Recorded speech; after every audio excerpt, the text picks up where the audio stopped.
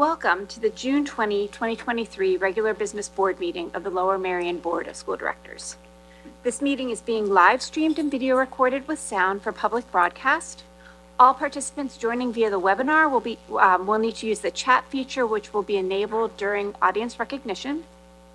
If you're attending this meeting in person, you should be aware that other attendees may be recording this meeting as permitted by the Sunshine Act. This means, however, that any comments you might make in your seat, sort of to each other, may be recorded. So I just wanted to put that out as a observation, just to let people know that that is a possibility.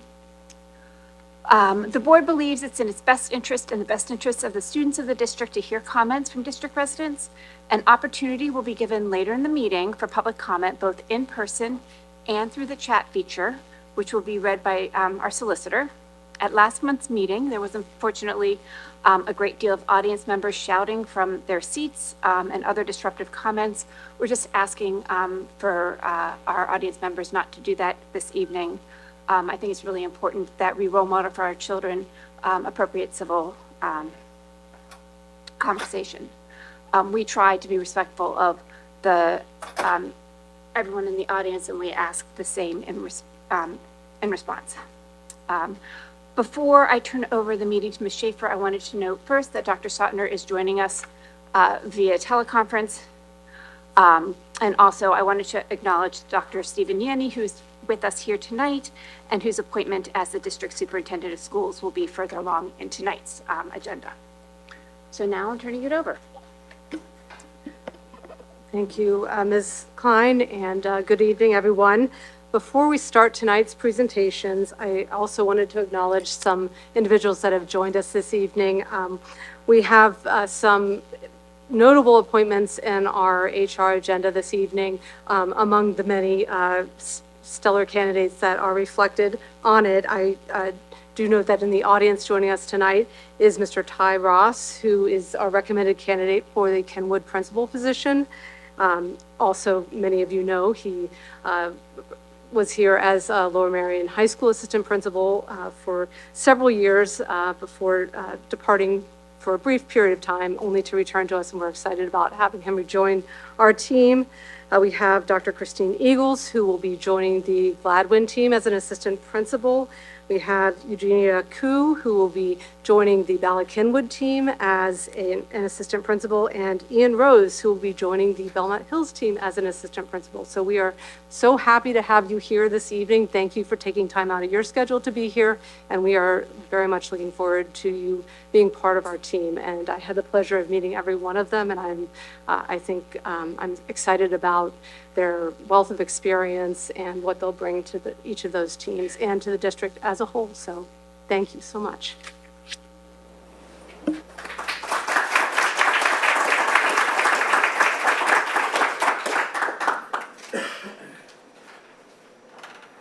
And next I will be going to the podium to present.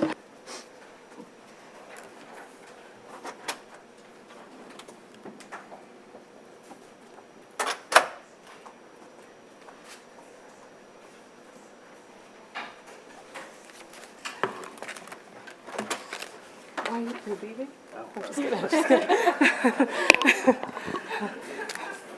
Just when it's getting good. And this is a little nerve-wracking in front of my future boss, but here we go. This evening, there's a couple updates on the board agenda that have been conversations we've been having over the course of this year and even prior to this year. And one of the updates that we have is the healthy start times.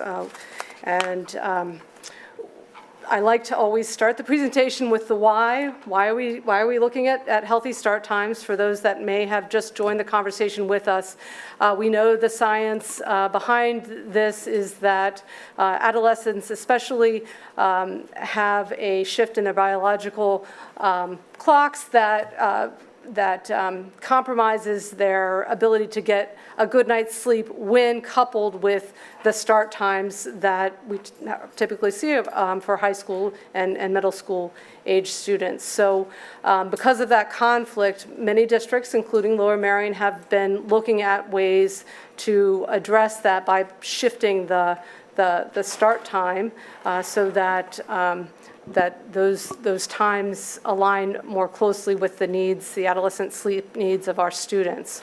I will say, and I'll say this at the end, we know that this isn't the solution that's going to result in all of our students getting the best night's sleep possible. We know that there are layers to ensuring that students get sleep, and we're going to commit through our wellness committee and other measures to ensure that we're reinforcing what do good sleep hygiene practices look like. So it's not just about starting time, but what do those practices look like, because we are invested in the overall wellness of our students and our staff. So those are measures that we want to take moving forward, and not just make it about a shift in the day. As just a brief overview, there are a number of meetings that we've publicly presented about the shifts that we've been looking at over the course of this year, although the work has been over the last 5 and 10 years that we've investigated this. So this is a reflection of the meetings we've had to date this year. And then again, just as an orientation item, these are our current schedules. The high school, middle, and elementary school are tiered. We have 3 tiers, and that's necessary because of our transportation system. And you can see the variables there are start time, end time, and the total time of the school day. And I'll get into a little bit of how we started looking at ways in which we could make changes. That resulted in the initial recommendation that the board endorsed back in March. Those changes are reflected there. The major changes are middle school being in that first tier, high school being in the second tier, and elementary in the third tier. And you can see how the start and end times have changed, as well as the length of the school day for high school and elementary school. Following that initial sort of approval, it was conditioned upon some requested modifications. The board asking the administration to consider these additional modifications, which I'm going to go through quickly. And this update, we did do an update on these particular modifications on May 15th, so that presentation is also available for those that want to just another recap. So the time adjustments that were requested were to consider ending the elementary school day 15 minutes earlier than the proposed time of 4:05. We did get a lot of feedback about that time being late in the day and compromising potentially other activities and concerns related to that. And then also coupled with considering a slightly earlier middle school start time if necessary to ensure that no school ends after 4 p.m. I'm going to go through really quickly a recap of that May meeting in which we looked at 3 alternatives to meet those objectives. One was simply a shift of 15 minutes. So you can see the easiest way to look at this is to see that the 8 a.m. middle school start time moved to 7:45. And similarly, on the other end, you can see the 4:05 end time for elementary school moved to 3:50. So it's simple math. Everything shifted by 15 minutes. The concerns that we still had with that were that that middle school was starting before 8 o'clock, and that there was a slight increase in the elementary day, which compromises teacher planning and preparation that exists currently. So those were some concerns that were highlighted.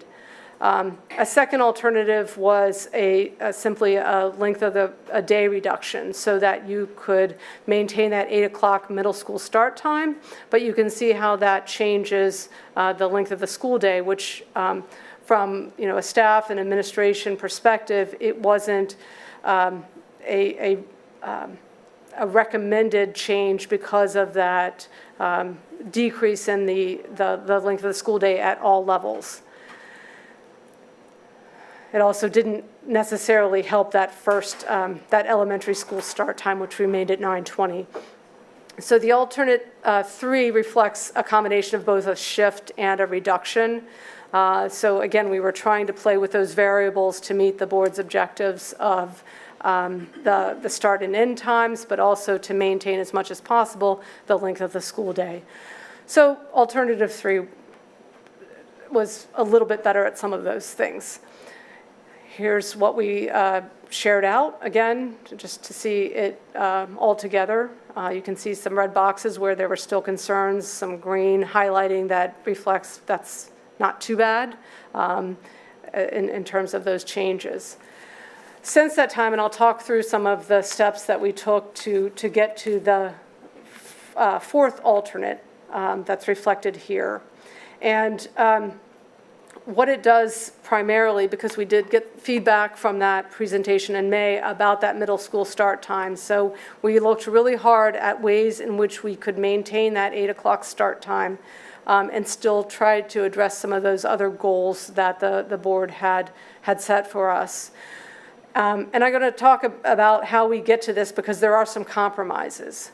But what it does do a little bit better is it doesn't quite reduce the length of the school day as much at the high school level as those other alternates did. It still shaves off time at the middle school level, which is, none of this is ideal. We're not feeling like that this is necessarily in service of the instructional time, but it is in service of the other goal of student wellness. And finally, what it does at the elementary level, you can see, is it really just shifts the day 10 minutes forward from the current day, established day. So the length of the day remains the same for elementary.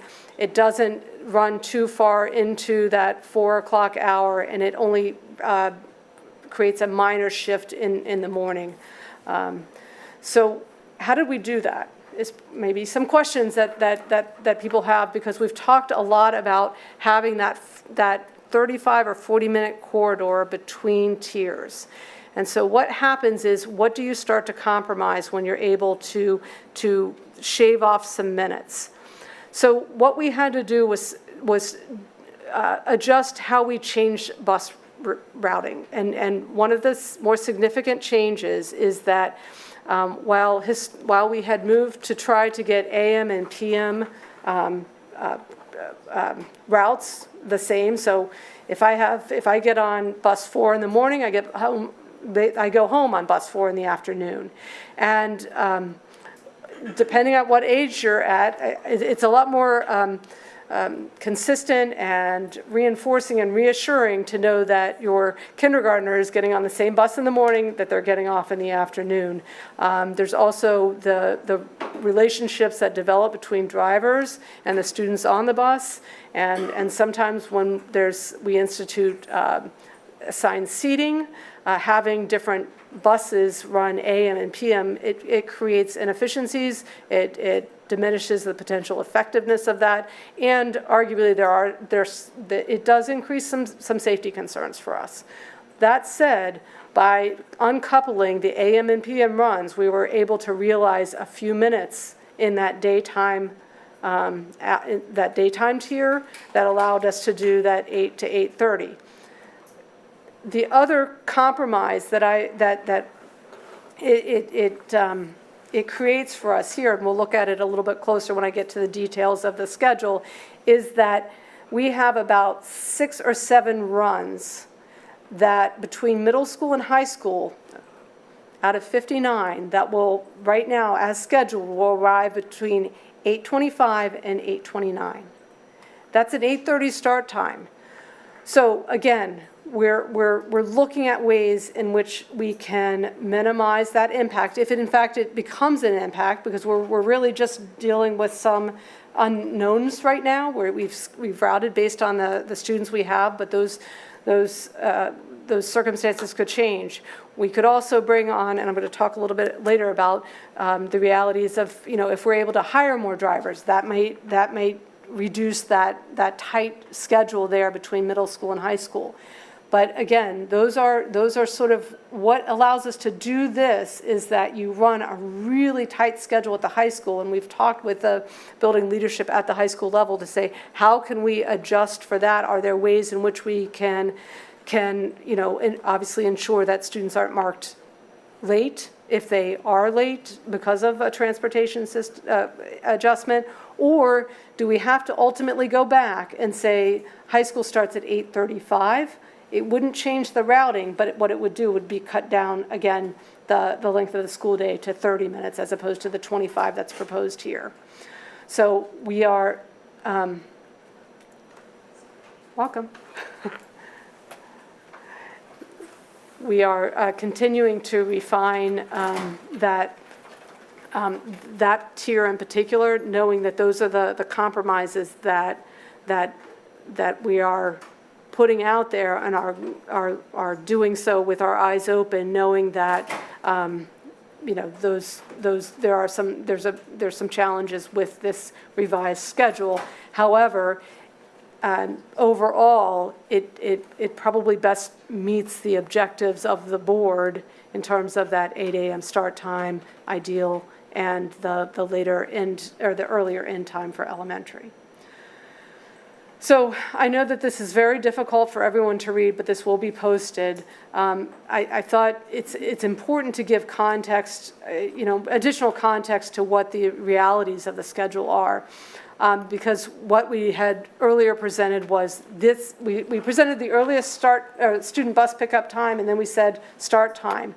So I think there was the potential that people had in their minds that everyone is closer to that earlier, you know, initial start time. So for example, Black Rock Middle School earliest pickup time is 7:06. However, the latest pickup time is 7:44. So there's a range of almost 45 minutes between the first pickup and the last pickup. So not everyone is, you know, in that window of, you know, the earliest pickup time. So having these details allows, you know, all of us to see that there are ranges associated with all of these, with these tiers, both on the front end or the pickup and the drop-off in the afternoon. So there's middle schools, there's high schools, and elementary schools reflected here.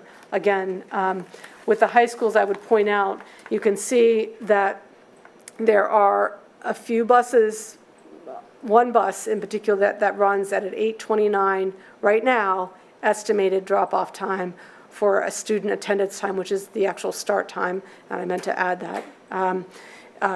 So that's a concern. And then where I've noted at the bottom, one of the adjustments that may further need to be made, depending on how we live into this, is that you might need to reduce that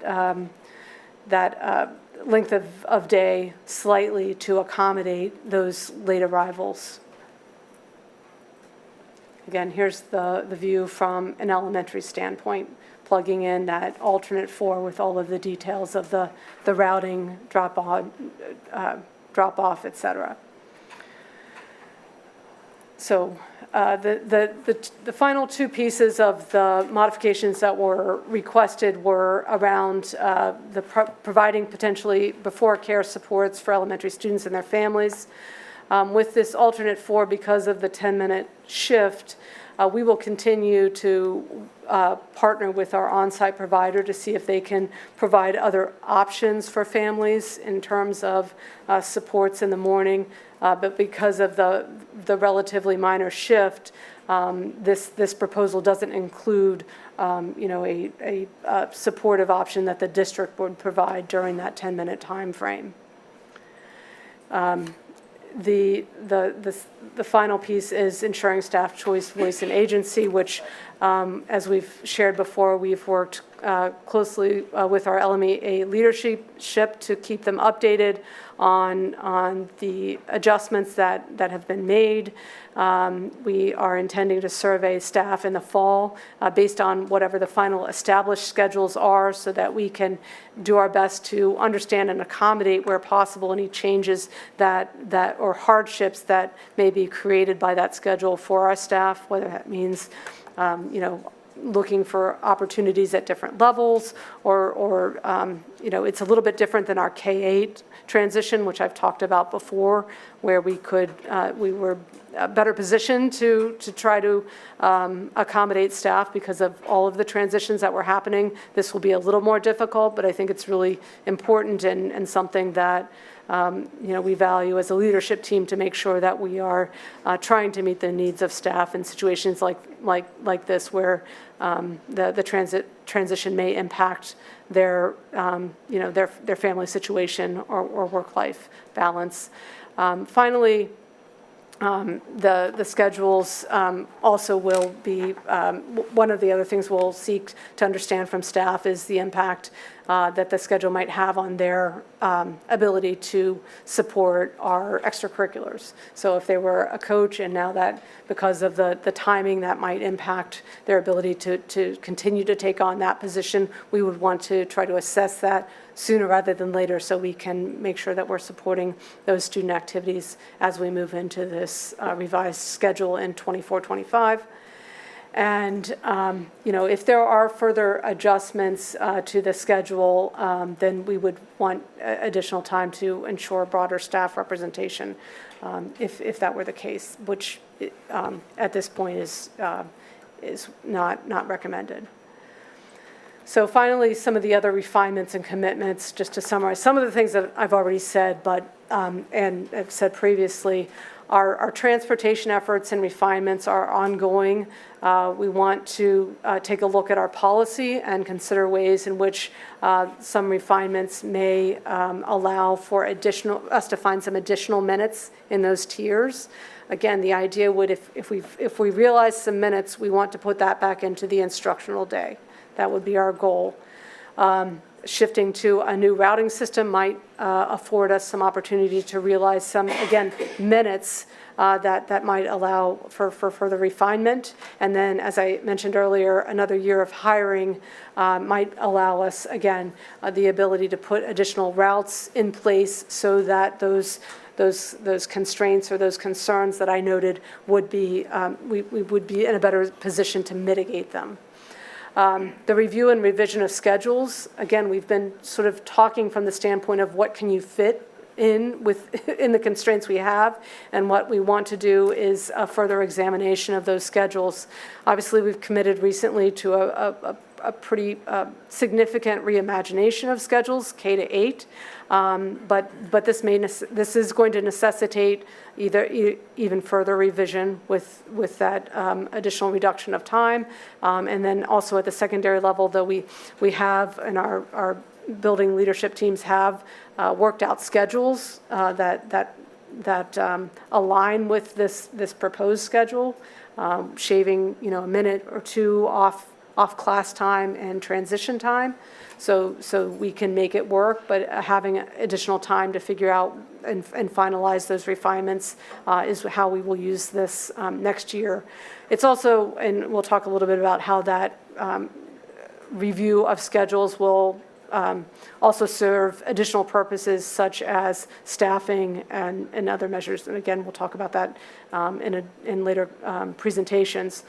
One of the other pieces we just want to confirm is the supervision needs. Now that the order has changed, do we need to shift some supervision from one level to another? Because unlike now where high school buses are lined up and kids pour out of the buildings and jump on buses, the tiering or the way in which buses arrive will be different, so we need to think about some supervision pieces there. We don't think that's a significant expense. We just need to make sure we align our staffing practices with this adjustment.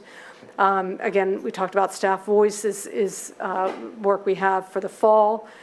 Beyond start times, and I said this as part of the introduction, is how do we ensure that not only are we just shifting a time, but we're trying to embed better practices for our students when it comes to sleep hygiene.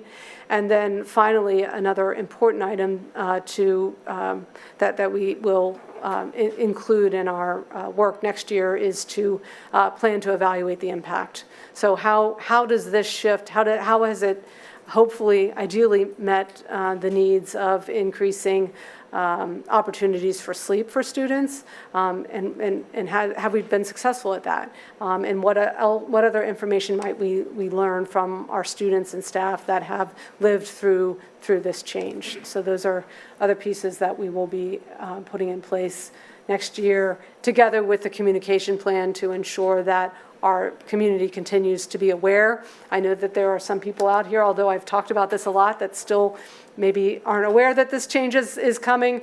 So we want to be certain to brand what we're doing so that it becomes a talking point and something we can continue to refer back to in our communications, so that not just our staff and our students, but our community is ready for that shift.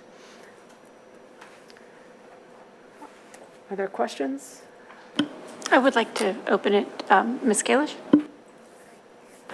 I want to start by saying thank you to you and to the staff at large who's worked on this, because I know nobody's going to be 100% happy with any option, but we gave you a really big, complicated problem, and people are always sending us emails and talking to us, telling us to think more creatively, and you guys have thought really creatively and found every second, and I really appreciate that effort. My specific nitty-gritty question is looking at those two slides that talked about timing details for elementary and high school, which are slides 16 and 17. Nope, not 16 and 17, 15 and 17.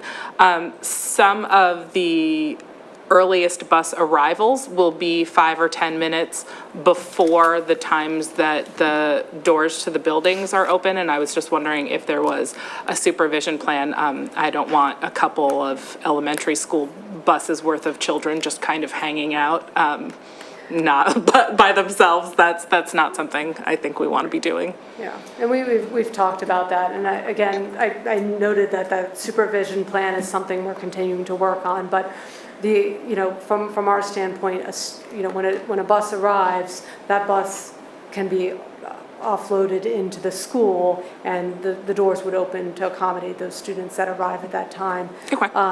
That may be different than parent drop off, because we do have the management piece that we have to ensure that the supervision is ready, and because this would be a constant, we would know when those buses arrive that those students would have that necessary supervision during that transition time. So we'll add more detail to that, but I appreciate that flexibility. Yeah. That sounds like a really good solution. I just had to put it out there because the numbers weren't quite numbering.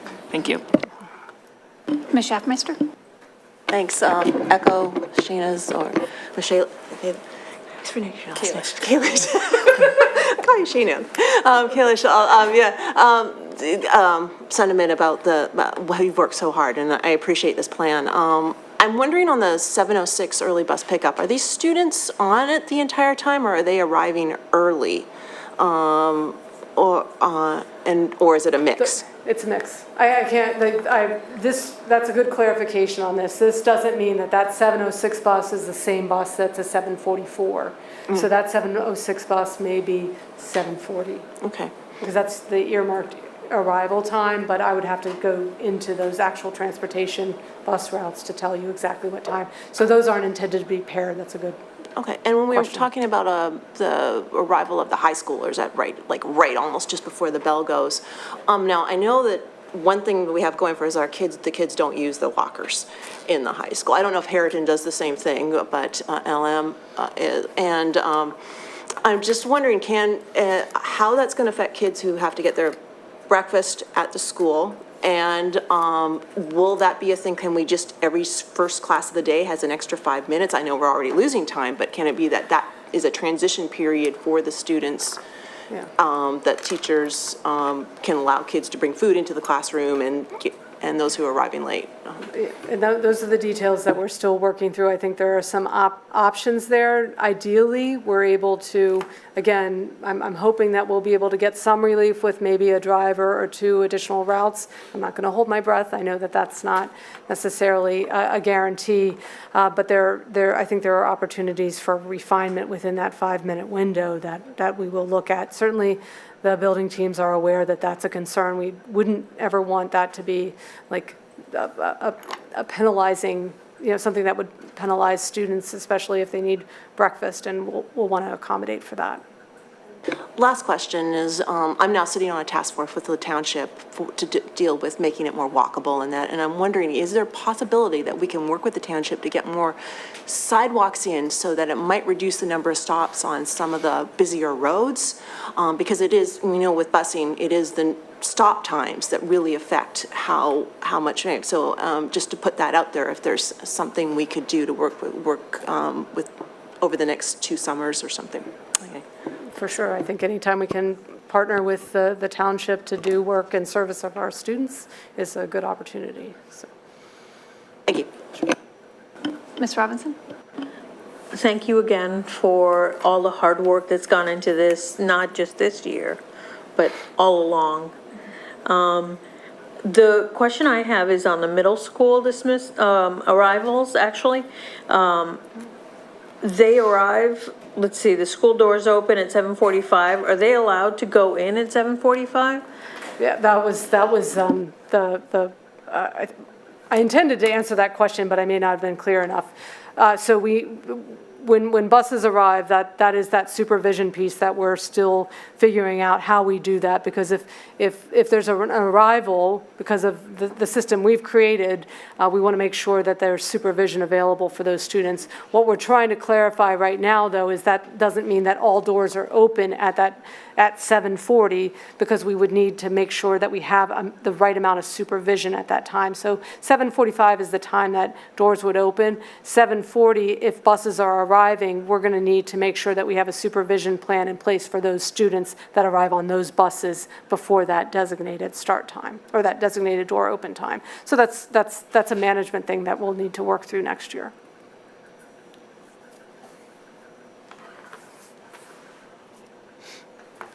Dr. Sotner, do you have any questions?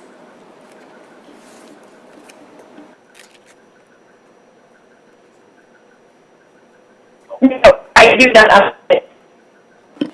Thank you. So I guess my 2 questions were already asked around the drop-off times that might be before the school doors open.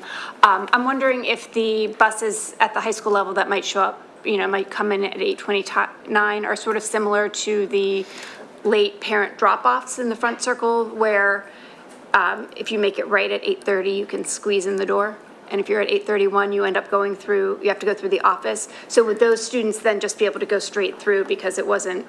Well, I think that's what we have to it's in the back. streamline, is so that there's a difference between a route that we impose on a student and say that this is how you get there, and how we try to mitigate the hardship of that, versus if I'm late because however I get there is different. So I see there's some distinctions, and our goal would be to ensure that our transportation system isn't impacting students in a negative way. So that could be one solution. Right. And after I asked that question, I realized that they're coming in different doors anyway, so they wouldn't be, sort of crossing paths.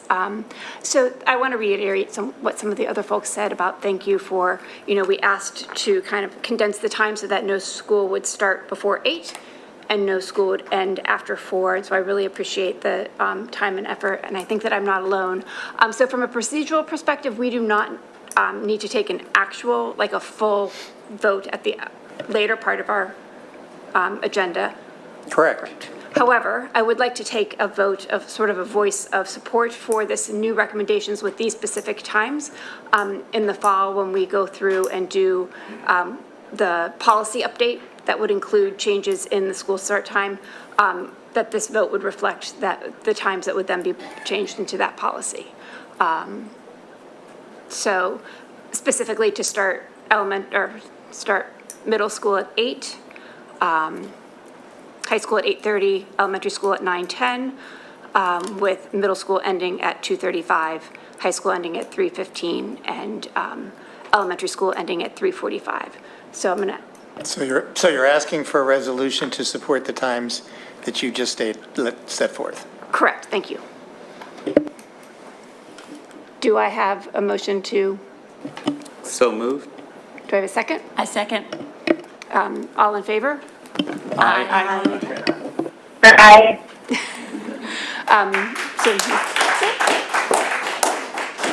Any noes? No, no abstentions. So resolution passed.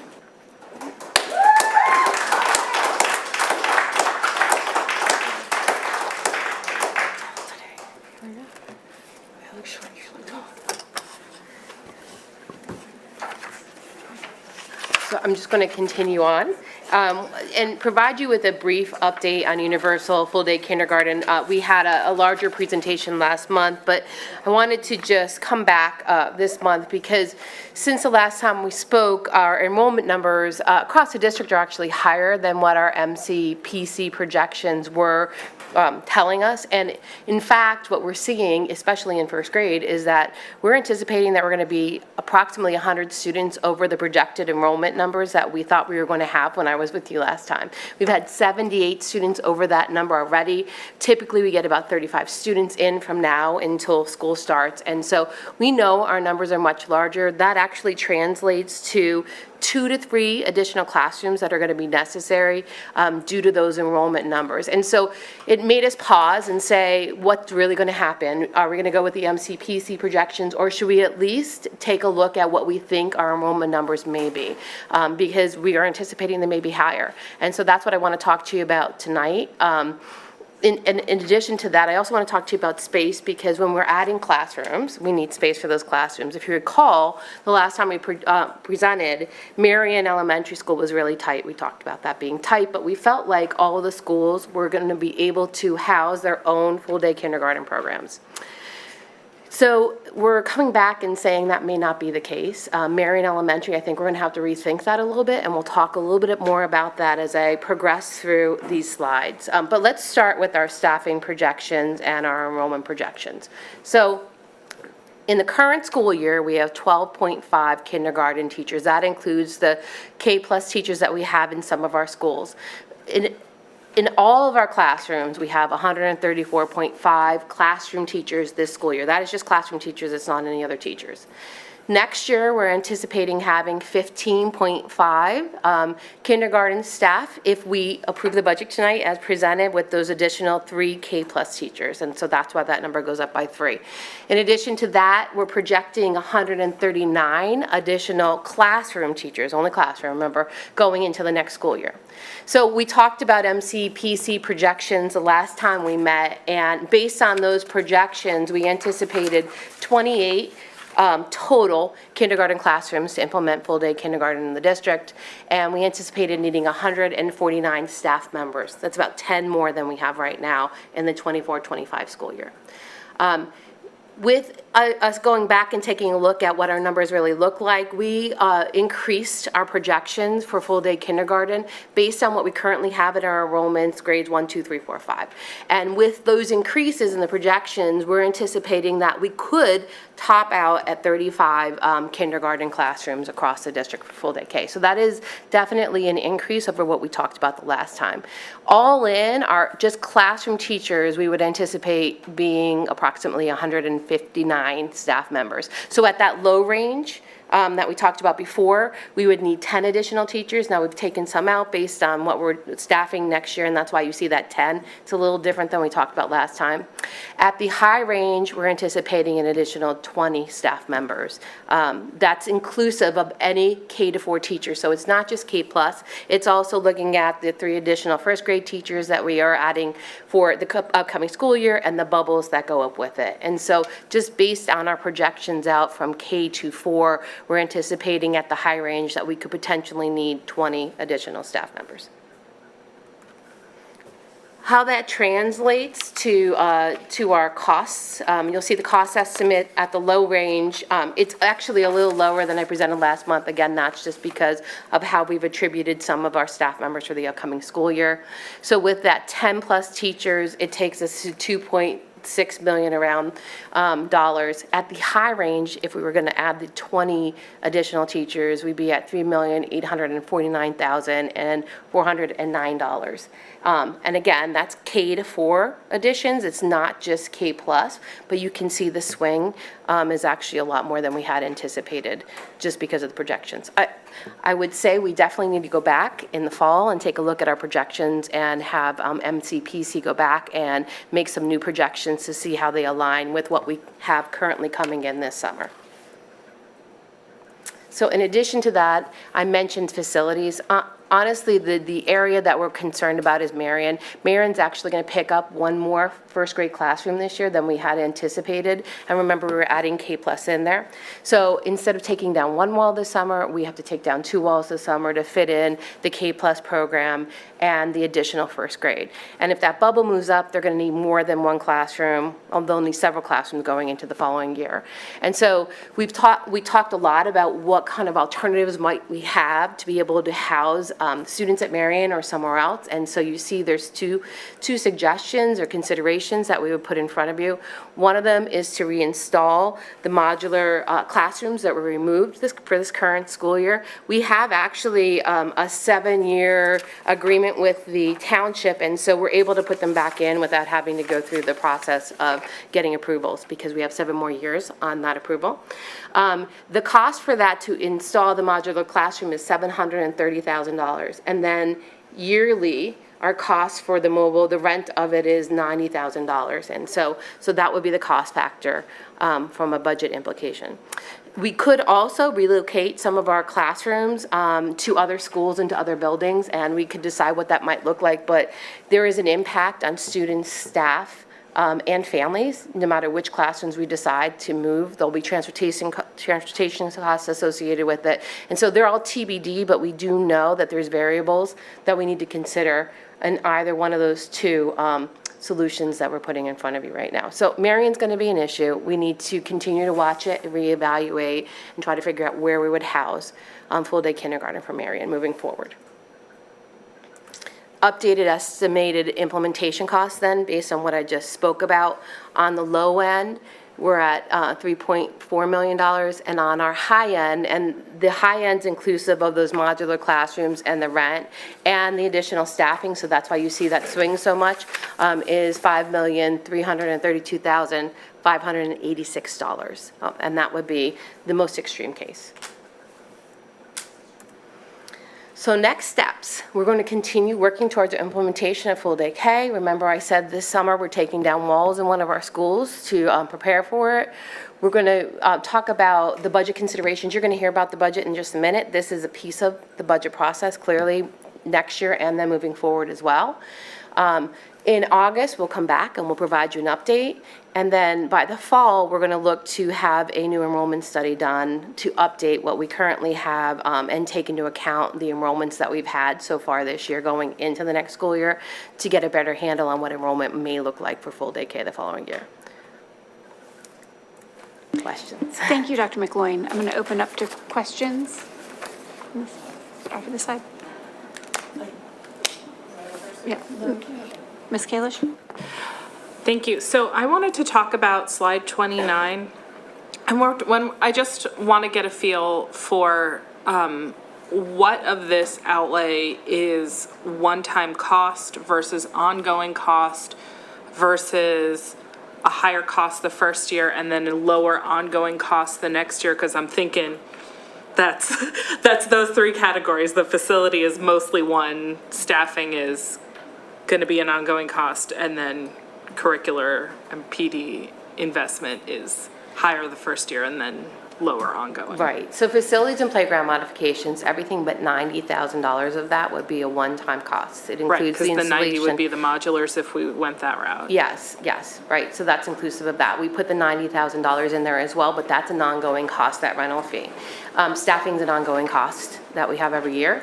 And then curriculum, professional development, furniture technology, materials and resources, for the most part, are all one-time costs. It's not to say that there's not some ongoing. We obviously have to always replenish our materials and resources. We do that for every other grade, but primarily that money is that one-time cost.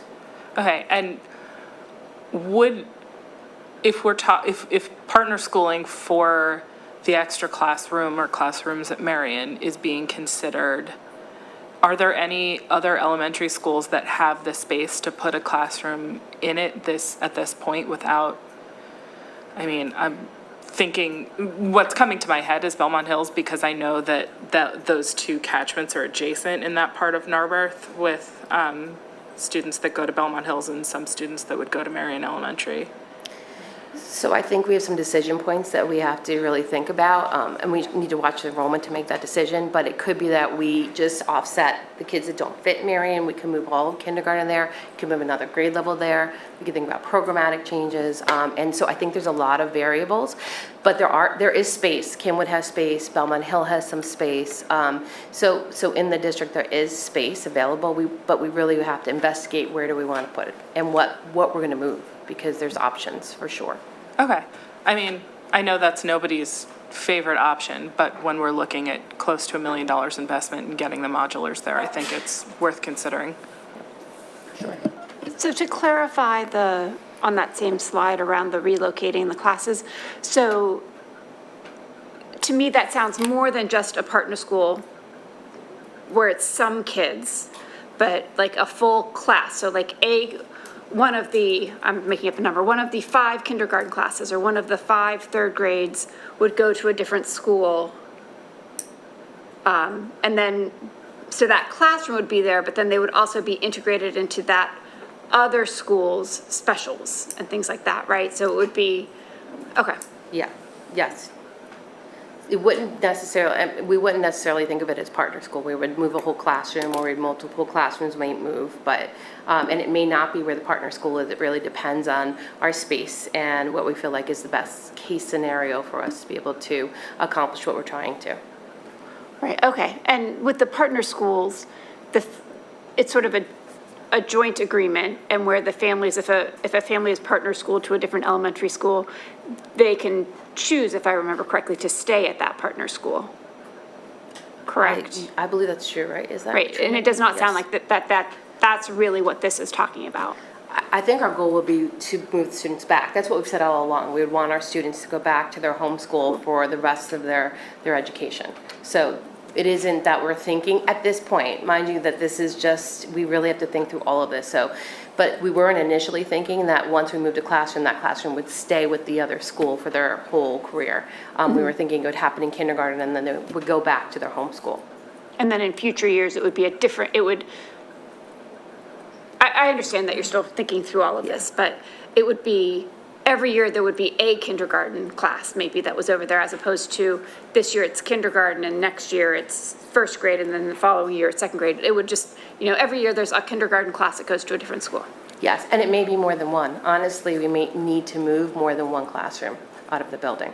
But yes, it would only be kindergarten that we would be thinking about unless we decided to go with a different grade level. I think we have to look at all of our options and then come back and present to the board what we feel like would be the best scenario. Okay, thank you. Mr. Lee? Thank you.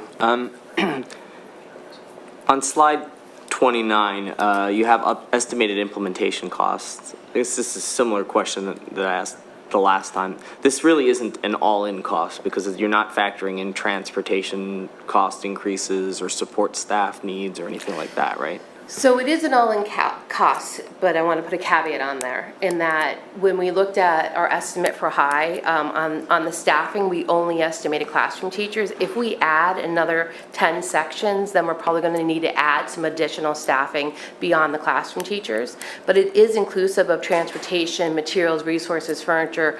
Those pieces are there. It could swing a little higher though, just because we haven't estimated out the other pieces of staffing and anything associated with that.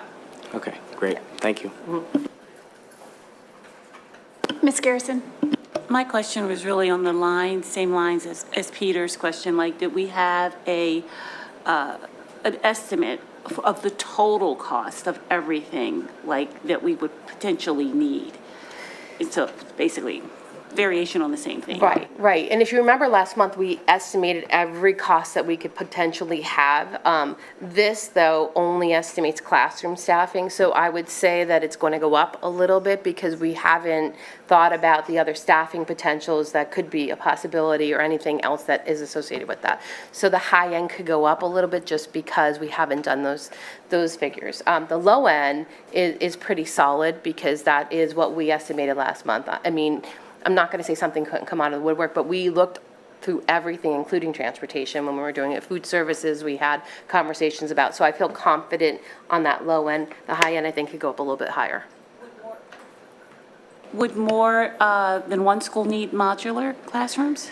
Marion really looks like it's the place that is our pinch point in the district. I think we'll be okay everywhere else, just based on our estimates, but I can't predict 5 years down the road what our enrollments are going to look like.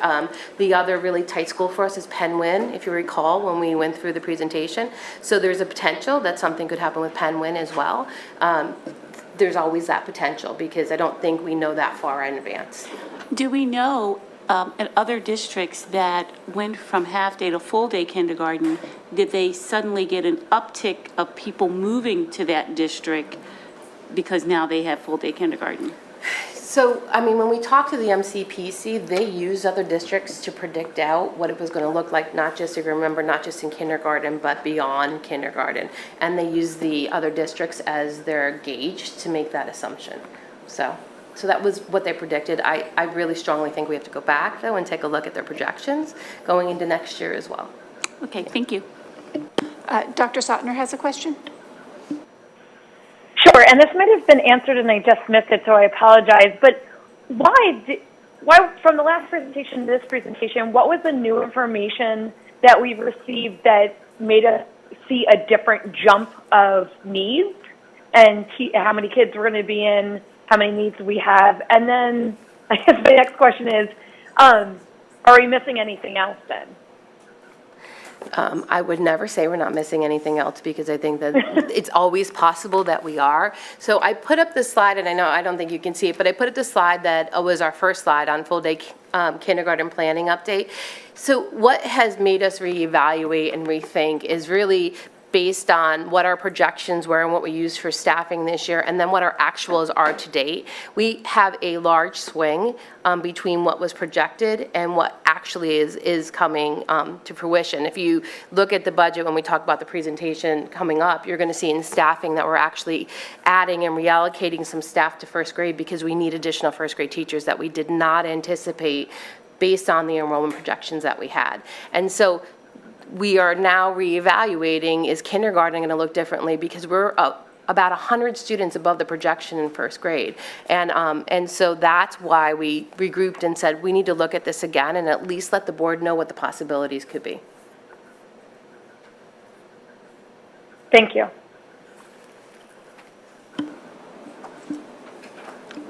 All right, thank you very much, Dr. McCoy.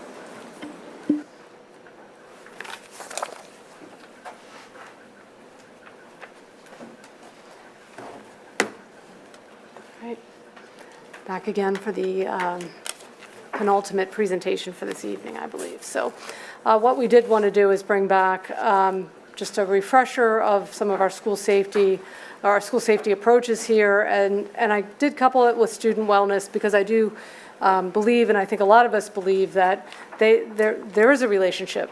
If students feel safe, they're going to feel better about their school experience. If families feel like their children are safe here, they're going to feel better about it. And hopefully that adds to our collective community wellness. But they are separate, and I'll address them separately as well.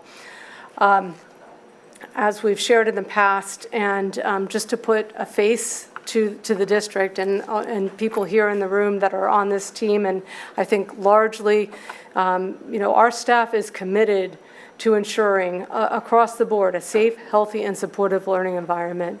That's why we're here, first and foremost. We want to make sure that students come and experience learning opportunities in an environment that they feel safe in.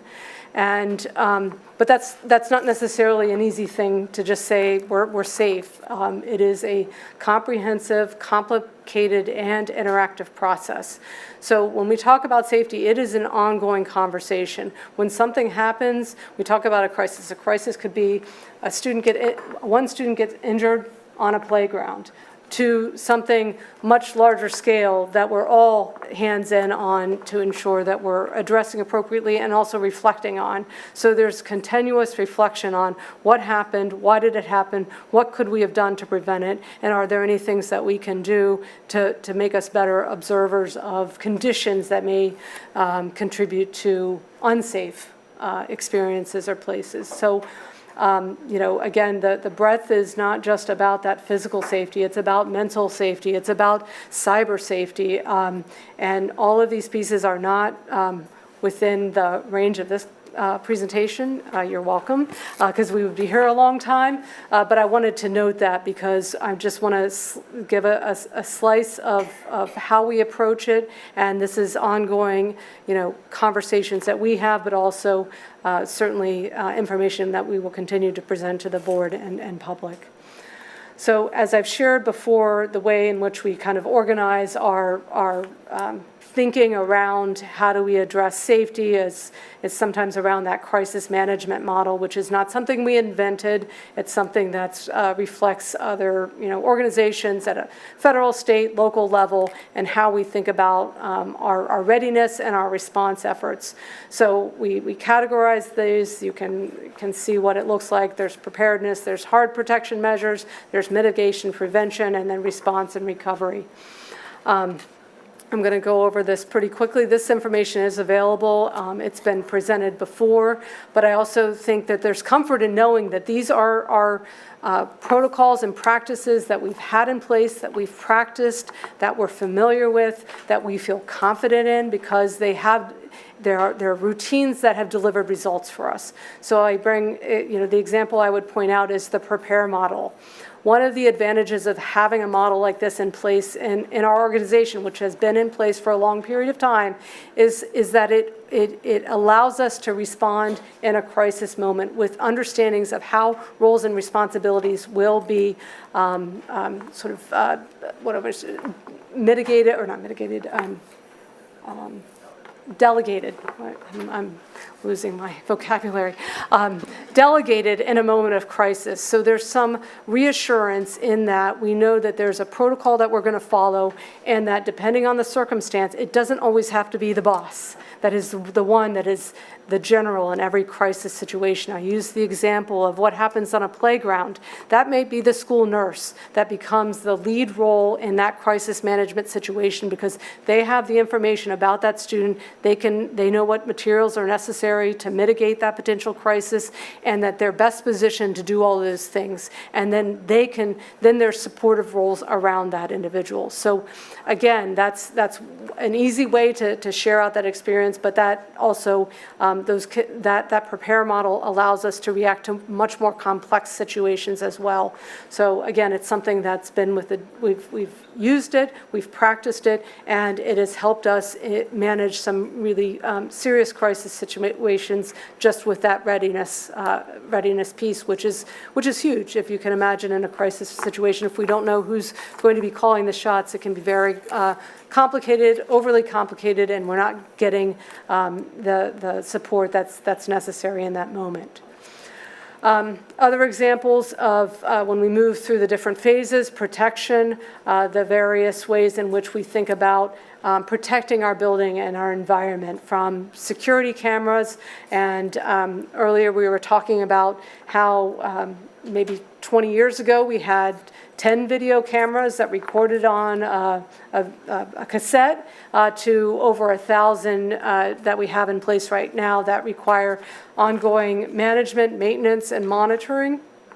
And so when we think about not only the complexity of security, but also the cost and human resources necessary to support those security efforts, I think it's worth sharing that's all part of the mitigation measures that we consider and the relative risks and return on those investments that we go through.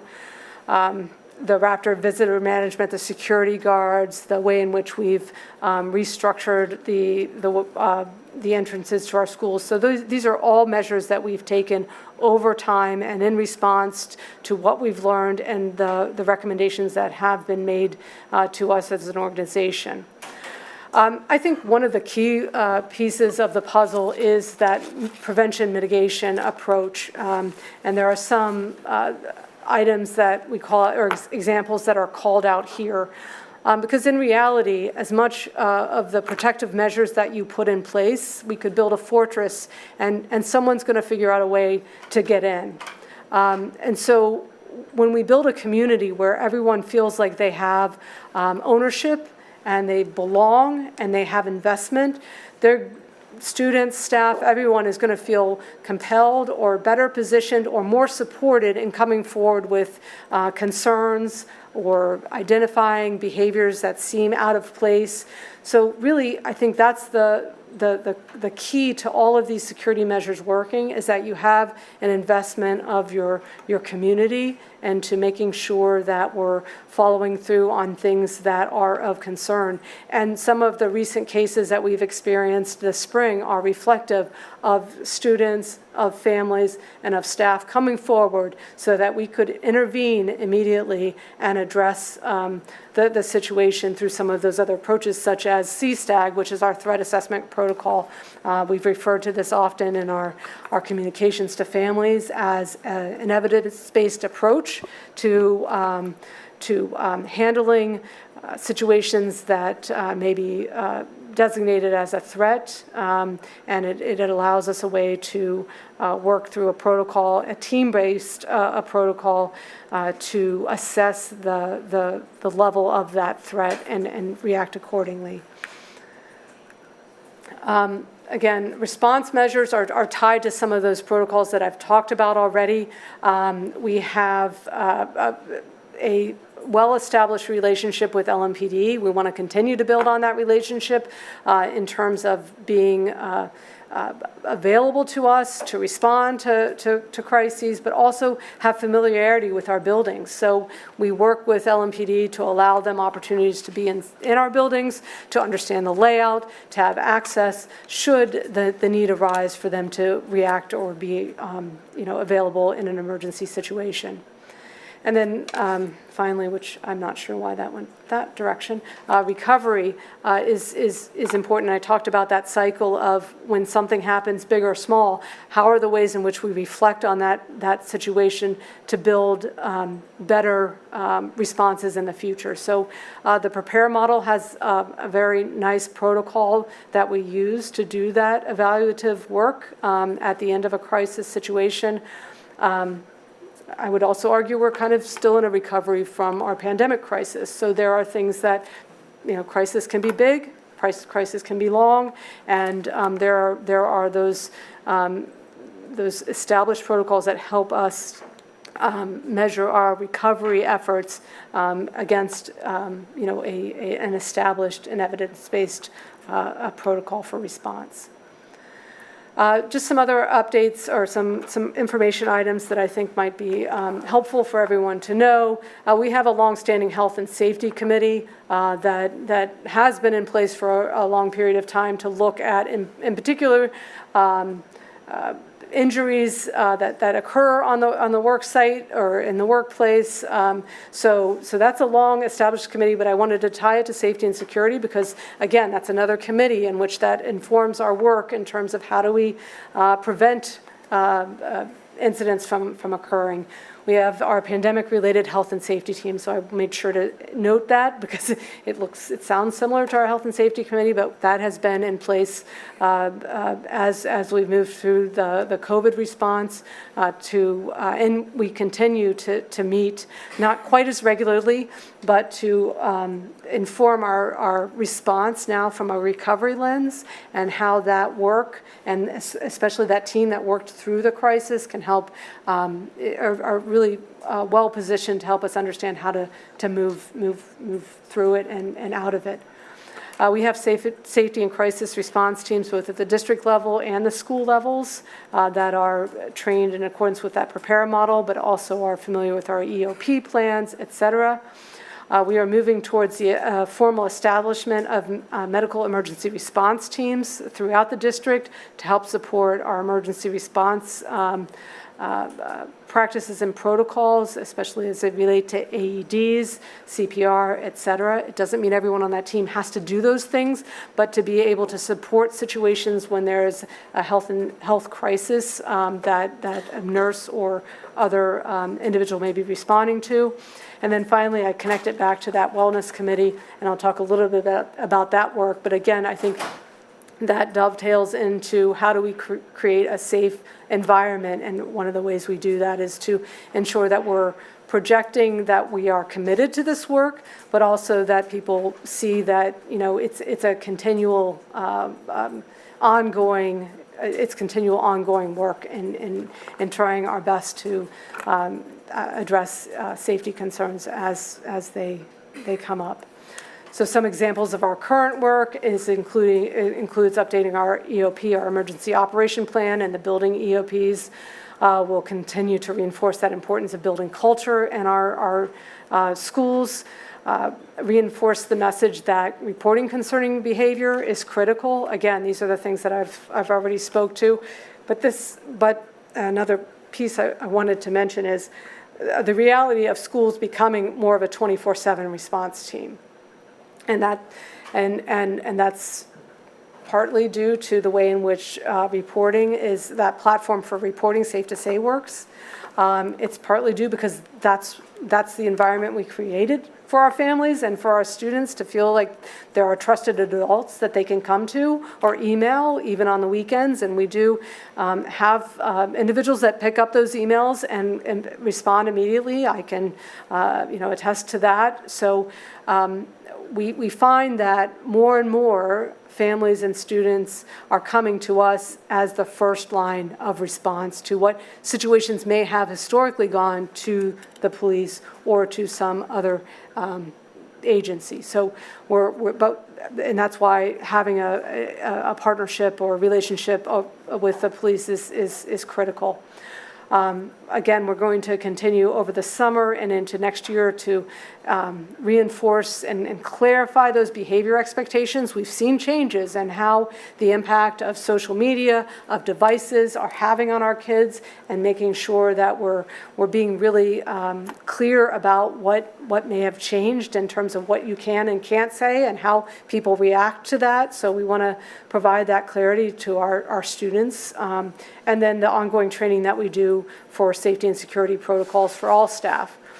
So this is just a sampling, but again, it's to go back to that point of this is complex, ongoing, and work that we're committed to, and we have to find places and space in our overall training agenda to make sure that we're doing all these things at the highest level for the benefit of our students, staff, and community. And just to turn briefly to wellness, because it's one thing that I've certainly, when I've had the opportunity to talk about that being an important piece of our work, we did update through our Wellness Committee work the Lower Merion Policy and Administrative Regulation on student wellness this year. We have a dedicated subcommittee to work on student devices in schools and provide recommendations back to the policy committee around how we might be able to think differently about that in service of some of the recommendations and science that is now out there in front of us about the challenges and concerns related to especially adolescents' use of social media and devices.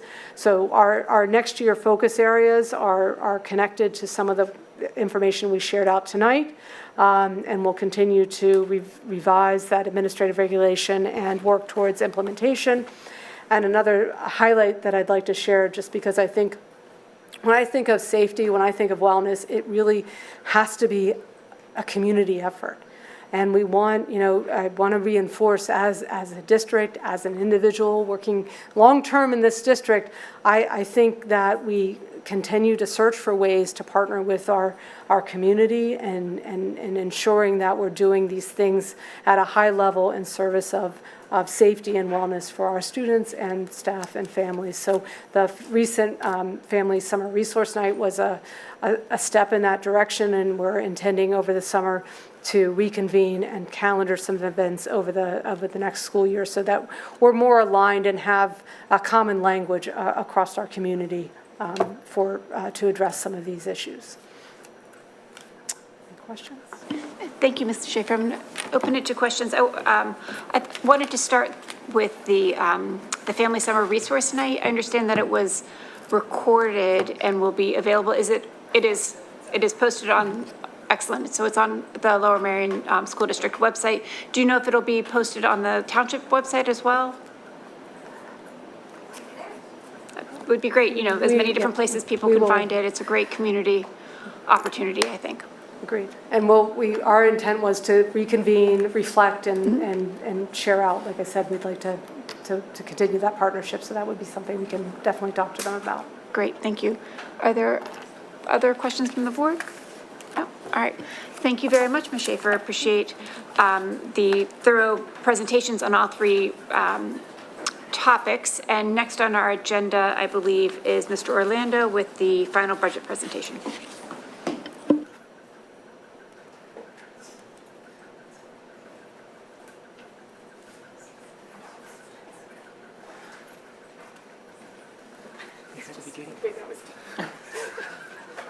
Here she goes again. Sorry. Wish there was an outfit change or something I could do. So I'm going to lead off and then hand it over into the capable hands of Mr. Orlando.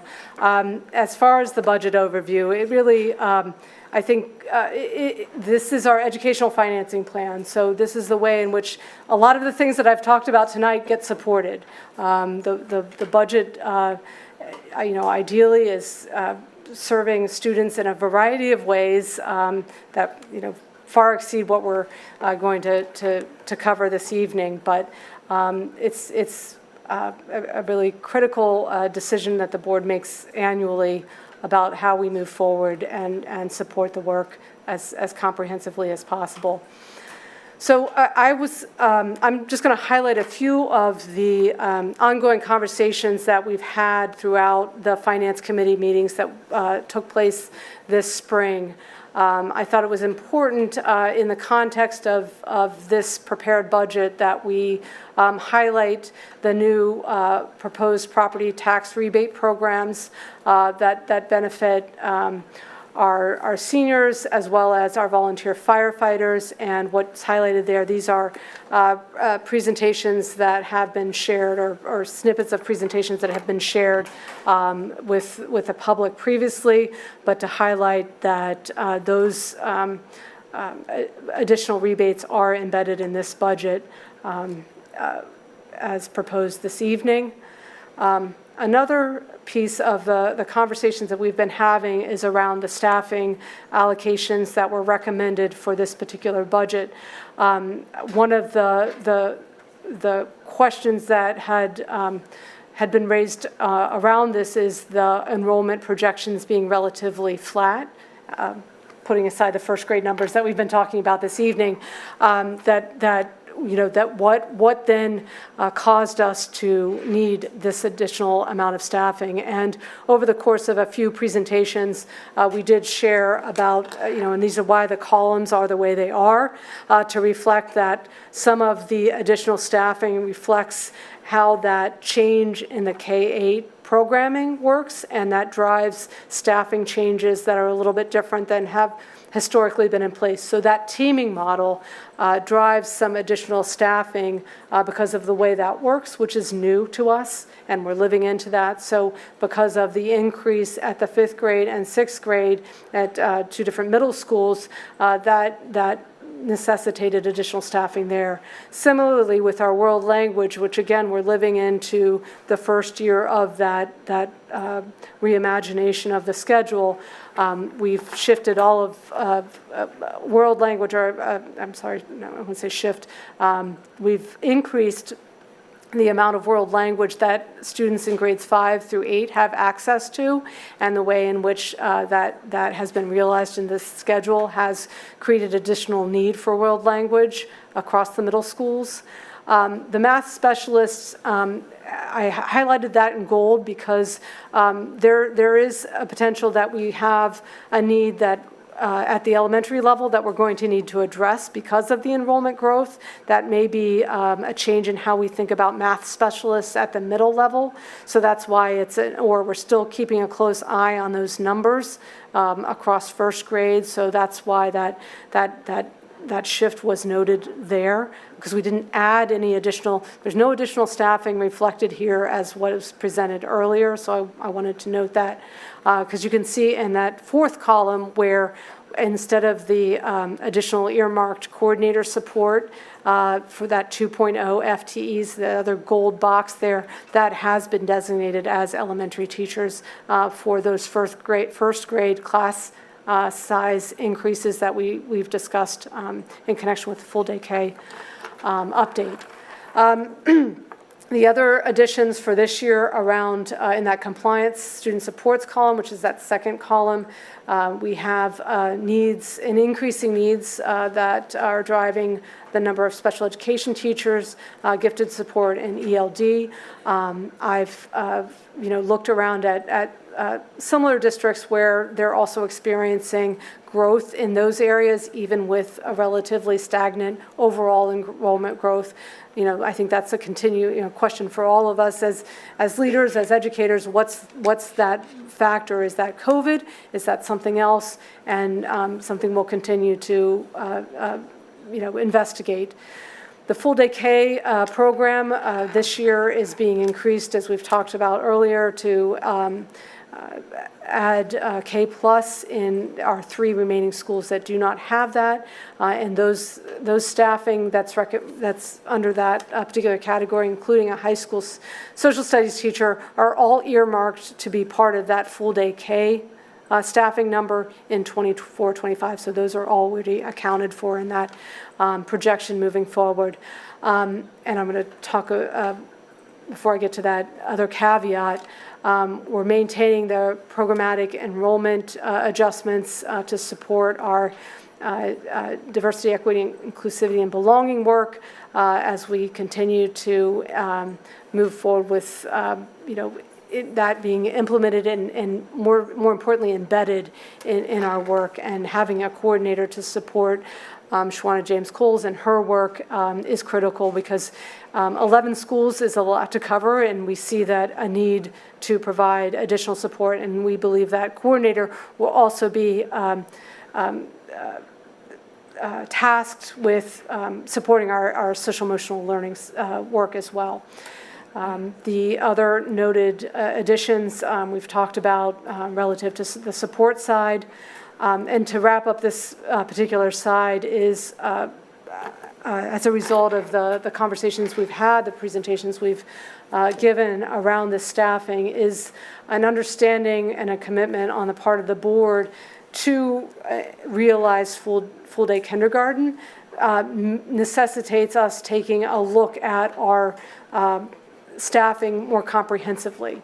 So that asterisk at the bottom reflects our commitment in the 23-24 school year to look across our programs, look across the way in which we staff our guidelines, so that we can ultimately realize additional staffing in the range of 8 to 10 staffing positions, and those aren't specifically designated right now because we want to take a look at that and how that would impact potentially programming, bring those recommendations back to the board prior to actually making those adjustments, and in order to realize or better realize the need associated with implementing full day kindergarten. So that is the commitment as a condition of the approval of this particular staffing recommendation to move forward and look again at those staffing levels across the board in service of full day kindergarten at a later time. The other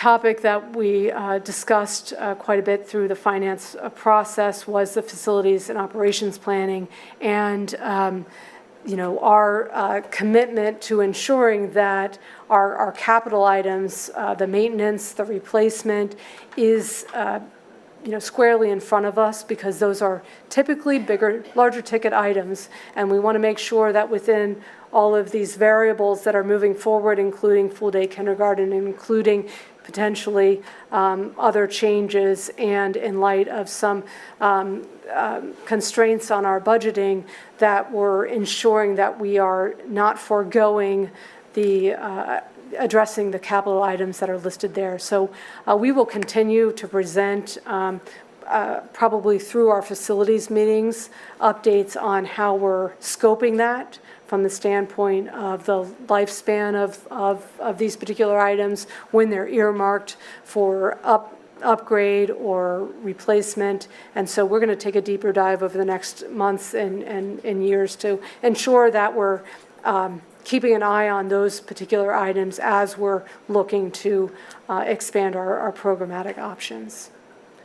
And I think, is this the trade-off slide? No, this is a reflection, at least for next year, in terms of those capital items, the earmarked amount in the current budget that will go to replacement buses, as well as partial roof replacement at Penwyn Elementary.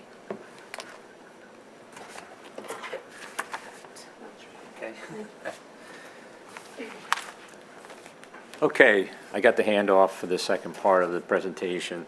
So I'm just going to highlight some of the budget, important budget highlights that we talked about before. The board did pass a resolution to certify the millage rate will not exceed the 4.1% at-one index. There is a use of fund balance of $4 million as part of the tax credit that will be on these 23-24 tax bills. As a lot of districts are, we still continue to have challenges due to a number of factors contributing to our growing expenditures, and we continue to plan for both near and long-term goals. We had our budget calendar this year. You can see we had about, I think, five or six finance committee meetings, and now we're here at June 20th in front of the school board for final budget approval and adoption tonight. So I want to talk about where does the money come from. And you've seen this chart in the past. Over 83% comes to local taxpayers, about 15% from the state, a little less than 1% from the federal government, and that 1.25 is the $4 million for the tax credit. And you can just see here that kind of breakout, $4 million for the tax credit, which is the 1.25. The 83% is the $362,668 of local sources. Roughly 15% from the state is $47,842,505, and a little over $2.4 million from the federal sources. That equals the $320,361,173. Turn our side to the expenditure side. The state breaks the expenditures or reports them in two ways. One is by function, one is by object. So this is by the function, and you can see 57% of the budget goes towards instruction. We have 30% goes to support services, 11% is for other expenditures and financing, and 2% goes for non-instructional services. You can see on the left-hand side the breakout of all those different items. And then it also reports it by object, and you can see 76% of the budget is for salaries and benefits. You can see it's a very labor-intensive industry that we're in. And then just breaking out those objects by dollar figures, you can see on the right-hand side is the final budget for this year. It calls for an increase of 1.1903 mils, or a 3.82%. So the new millage rate proposed is 32.3948%. For a household of around a $250,000 assessed value, you will see an increase of about $298. That does not include the tax credit, which would be reduce that further. There is the $4 million, plus there is an additional $1 million resulting from the uncashed and voidage checks that was sent to class members for the settlement that has been added into it. Any questions? Thank you, Ms. Schaefer. Mr. Orlando, questions, Mr. Lee? I have, I guess, a question and a clarification. Can we go to slide 4?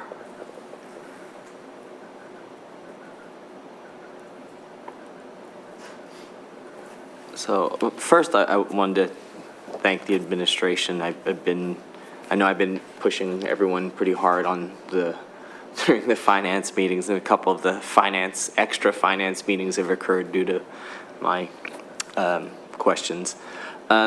Just to clarify for everyone, for that asterisk note, the 8 to 10 positions that we're saying we're going to reclassify, what that means is when we go to staff up for full day K, that we're going to, for lack of a better term, cannibalize existing seats to fill 8 to 10 of those full day kindergarten positions rather than adding new. We're going to repurpose. I was trying to think of a word that, Yes. that's the goal here. I do think in terms of what we want to make sure is that when we do repurpose, that we're clear about what that trade-off looks like. So I think as we move forward, the idea would be, that was the charge of the board to do that, and but we want to do so in a way that obviously minimizes impact on our programs and on our students. So that would be the way we would go about doing that. And if there is, that whatever that impact is, we want to make sure that that's something that the board is aware of, and we would share that. Yeah, I appreciate that. It's a good compromise solution. I know that given the timeline and just the timing of when the proposals were made, changing the existing proposal would have been potentially damaging to getting the budget approved. So having that repurposing happen the following year, I think is a good compromise. Thank you. Could you go back one more slide? Here? Yeah, thank Okay. you. So I just wanted to sort of contextualize this for everyone. So these are 2 new tax rebate programs. That 50% that we're showing here is 50% of the rebate that the seniors are getting from the state program. That's correct. Okay. And just for context, that's at twice the level any other school district implemented it their first year of doing this rebate. Is that right? Can't say every school district. Most of the school districts that have it started at a lower percentage. I started at can't say 25%, everyone has right. started 50% or lower, but Okay. a number of them have. But the ones that we looked at that have implemented this as well, because not everyone has done this. No, that's correct. There's very few school districts have done this. There's a fair amount that Yeah. have it. Okay. Some have a lot lower percentage than we do, Yeah. and some are a little bit higher. Okay. And some have over time increased it. And so my Correct. clarification is that these individuals will get the rebate from the state, and they will be getting Correct. that Those rebate individuals from us that, as well. correct. Those individuals that have been submitted the PA 1000 and have been approved by the state, they'll be the individuals that would be qualify under our program, which is same as all of those school districts do. Okay. And the firefighter rebate, which is new for us, is also relatively new for school districts in general, right? Correct. That Yes. one, there are very few school districts doing it. And to our knowledge, this is almost twice as much as other school districts? The ones that we've seen, I think the highest one that we've seen so far has been $800. Okay. Great. Thank you. Do we have other questions? No. I'm waiting for Dr. Sotner to provide, she has a question she wants to ask.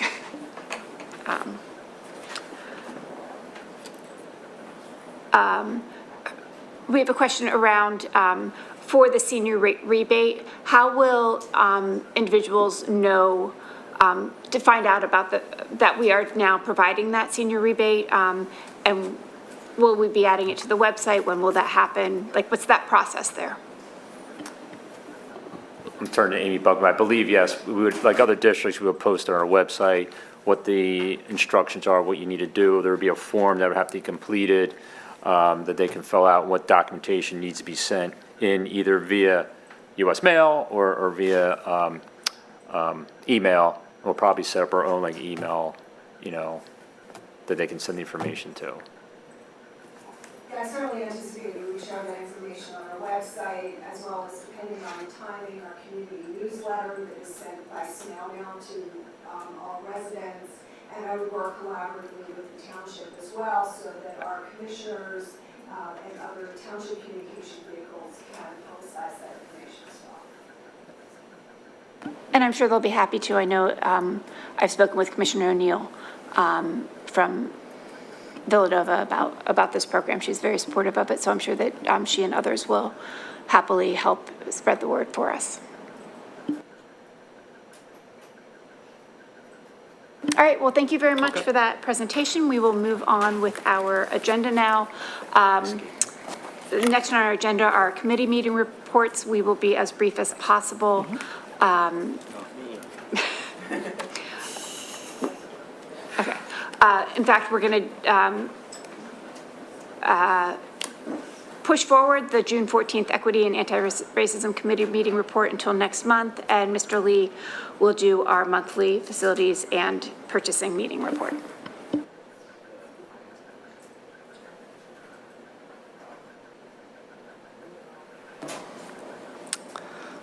All right. So this is a report of the Facilities and Purchasing Committee meeting that happened on June 15th. The following items were discussed by the committee and recommended for approval tonight by the full board.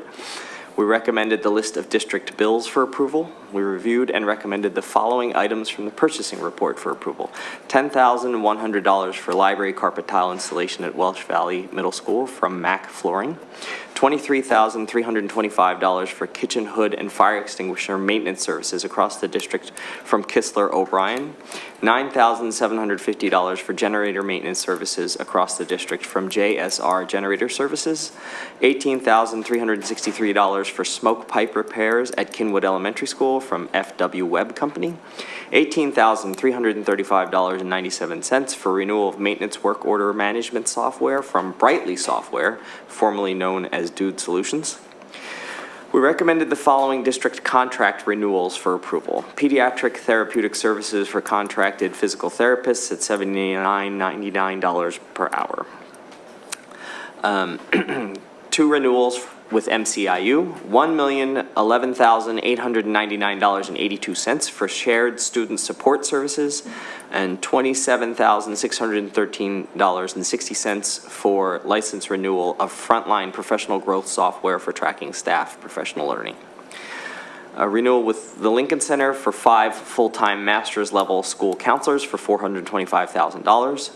Leader Services for license renewal of IEP Writer and Children Count software for $39,016. Nearpod for subscription renewal of Nearpod presentation software at secondary schools for $31,878. 2 renewals with Savas, $83,462.50 for K2 math curriculum investigations. $7,125.74 for Envisions math curriculum. Learning Without Tears for license renewal of K-5 typing instruction software, keyboarding without tears for $9,177. Heinz Rowing for boathouse lease for Lower Merion crew team, $43,850. Renewals with 12 bus transportation companies for supplemental out-of-district bus services to support special needs sports and activities at per-run rates. The contracted companies are Atlas Transportation, Balgo Company, Klein Transportation, Craft Coaches, Medical Transport System, Metz, Perkiomen Transportation, Seg Bus, Sarah Car Care, Superior Bus, and Werner Coach. Bus Boss for a final year renewal of bus routing software for $7,704.50. The overlap year of our old bus routing software is necessary to complete state reporting for the 22-23 school year student transportation metrics. ESS Northeast for daily substitute teacher support. Daily substitute teacher rates will range from $57.83 for a half-day instructional aid to $250.58 for a full-day building-based substitute teacher. Optiv for a retainer for their CrowdStrike incident response service in the event of a cyber attack or a data breach for $70,500. Services can be redirected to penetration testing or training if no cyber attack occurs. Mainline School Night for use of 35 rooms at Lower Merion High School for 8 nights in the fall. Mainline School Night will pay $8,400 in license fees to the district. Glack & Thomas Panzak for ongoing landscape design and evaluation services at Black Rock Middle School for a not-to-exceed amount of $17,500. We recommended the following change orders for Black Rock Middle School for approval. 3 change orders for IMC construction, $31,177.04 for the addition of rebar chairs to the concrete area of the courtyard. A credit of $1,000 for an unbuilt concrete walkway along North Stone Ridge Lane that the district installed. $7,928.29 for rework of the ceiling following the install of the theater projection screen. And 1 credit from Borough Electrical for $46,785 for unused supervision allowance during the construction. We received an update on the construction of Black Rock. Building finalization projects scheduled for this summer include installation of permanent acid-resistant sinks in the science room, installation of the final running track coating, calibration of the lighting control systems, and landscaping punch list work.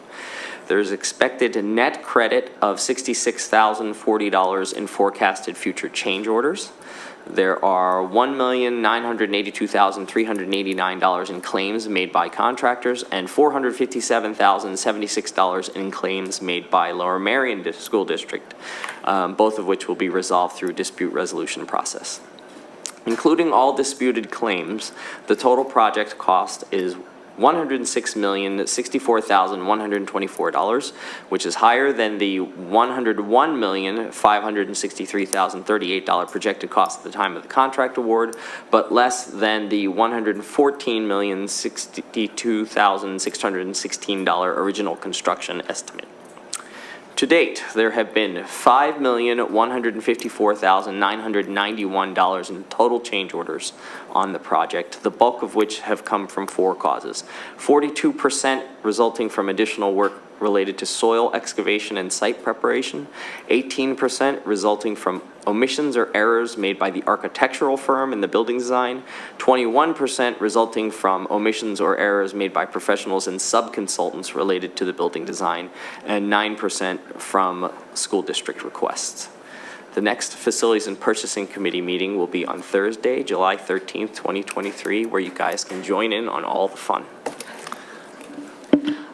Thank you, Mr. Lee, and I'll note that the Facilities and Purchasing Committee is the only committee meeting that meets over the summertime. Otherwise, we have our July and August full board meetings. No vacation for us. No vacation for you. Next, we have time for the audience recognition. At this time, we will hear public comment. If you would like to speak at tonight's meeting and have not yet signed up with Ms. LaPera, please do so now. For those of you joining us via the webinar, the chat feature will now be open and you'll see a 10-minute timer appear on your screen. You can submit your comments and or questions via the chat feature. Please be sure, both on the chat and in person, to begin with your full name and where you reside within the district in order for your comment to be shared. And just a reminder, it just needs to be your neighborhood. It does not need to be any specific.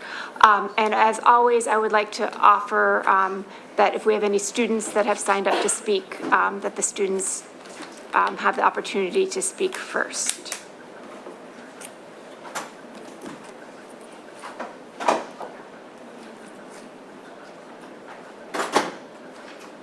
Ms. LaPera, there's at least one student that's still signing up. I'll tell the students to come up first. If we can have the students please come up first, I would appreciate that. You can say your name and where you, or just that you're a student, and we'll start with them. And then we have Jan, then we have Jeff Brody, Ruth Jenkin, and Sarah Thomas after the students.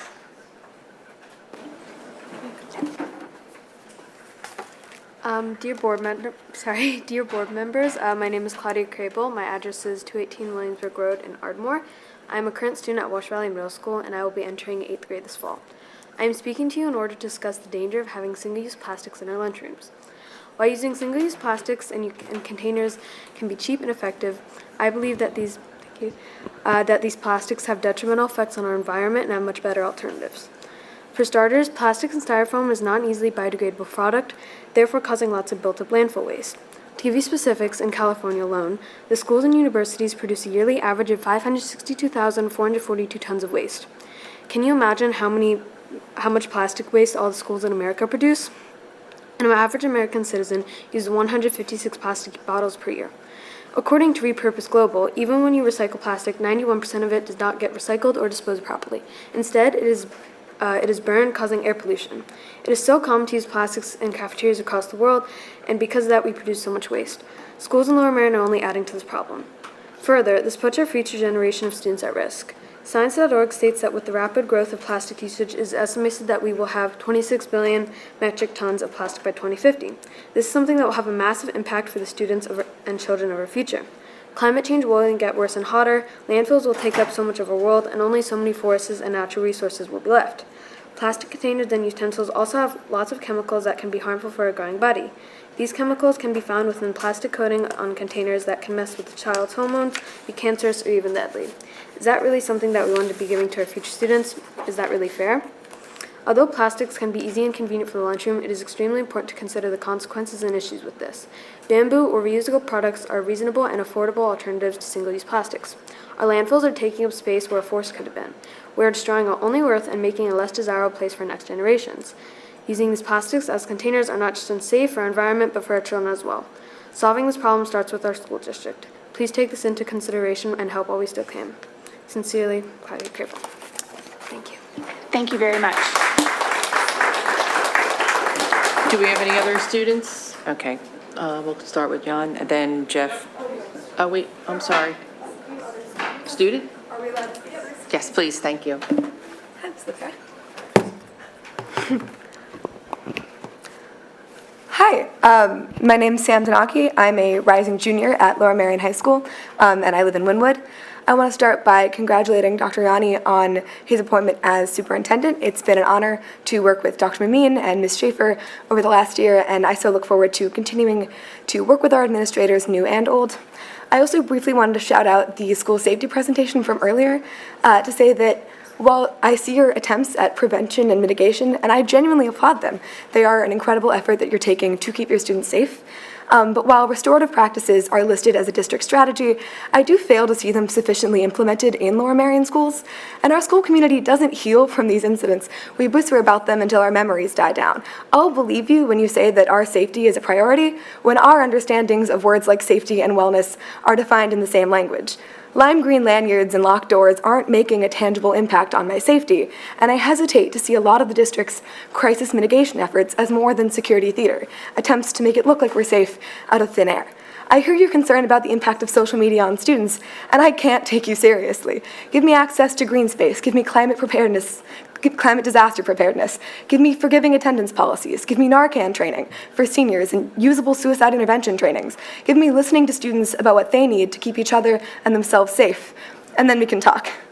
Aside from that, to introduce myself, I spent my sophomore year showing up to way too many school board meetings to advocate for a few things. Firstly, preserving Oakwell Forest, using that land as an environmental education center, integrating nature into our curriculums, teaching about history and climate change and science out in the field in this incredible resource that our district owns, preserving countless historical and environmental resources that once lost can never be replaced. As fences go up around the property and updates die down about plans with Polo Fields and other partners, I need you to know that as the school year winds down, the amount that we care won't. Second, more paths for student voice. As much as I've enjoyed getting to speak in front of the school board every month, I need you to know that it shouldn't take coming out here till 11 to have student voices be heard. There are so many simple steps I'd love to see this board take. Include high school students in district-wide emails, so I'm not finding out about our new superintendent or our latest crisis through which parent is checking their email this week, but direct communication. Schedule a town hall type meeting at LM and Harriton in the fall. Commit to reimagining curriculums with student input, and start working on greater, more systemic ways to incorporate student voice. I've had the privilege of watching a lot of my friends graduate this May, and the long stretches of half-zoned-out name-calling. I found myself thinking, I don't want to walk across that stage in 2 years without knowing the work I've done has meant something. I got a call earlier today from a mother of a very passionate fourth grader who was disappointed that she couldn't make it out here tonight, and it made me think about how many LM students really care, how many students I represent and other students represent when we come to speak here. And all of them are some of the most inspiring, intelligent people you could ever have the pleasure of meeting, and all of them are so excited to work with you and to establish a real advisory committee with our school board. Thank you so much. Have a great summer. Thank you, Sam.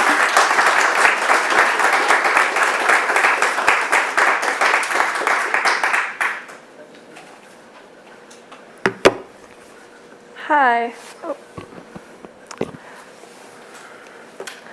Greetings, Lower Merion School Board. My name is Athen Shopper, and I am a rising senior at Lower Merion High School.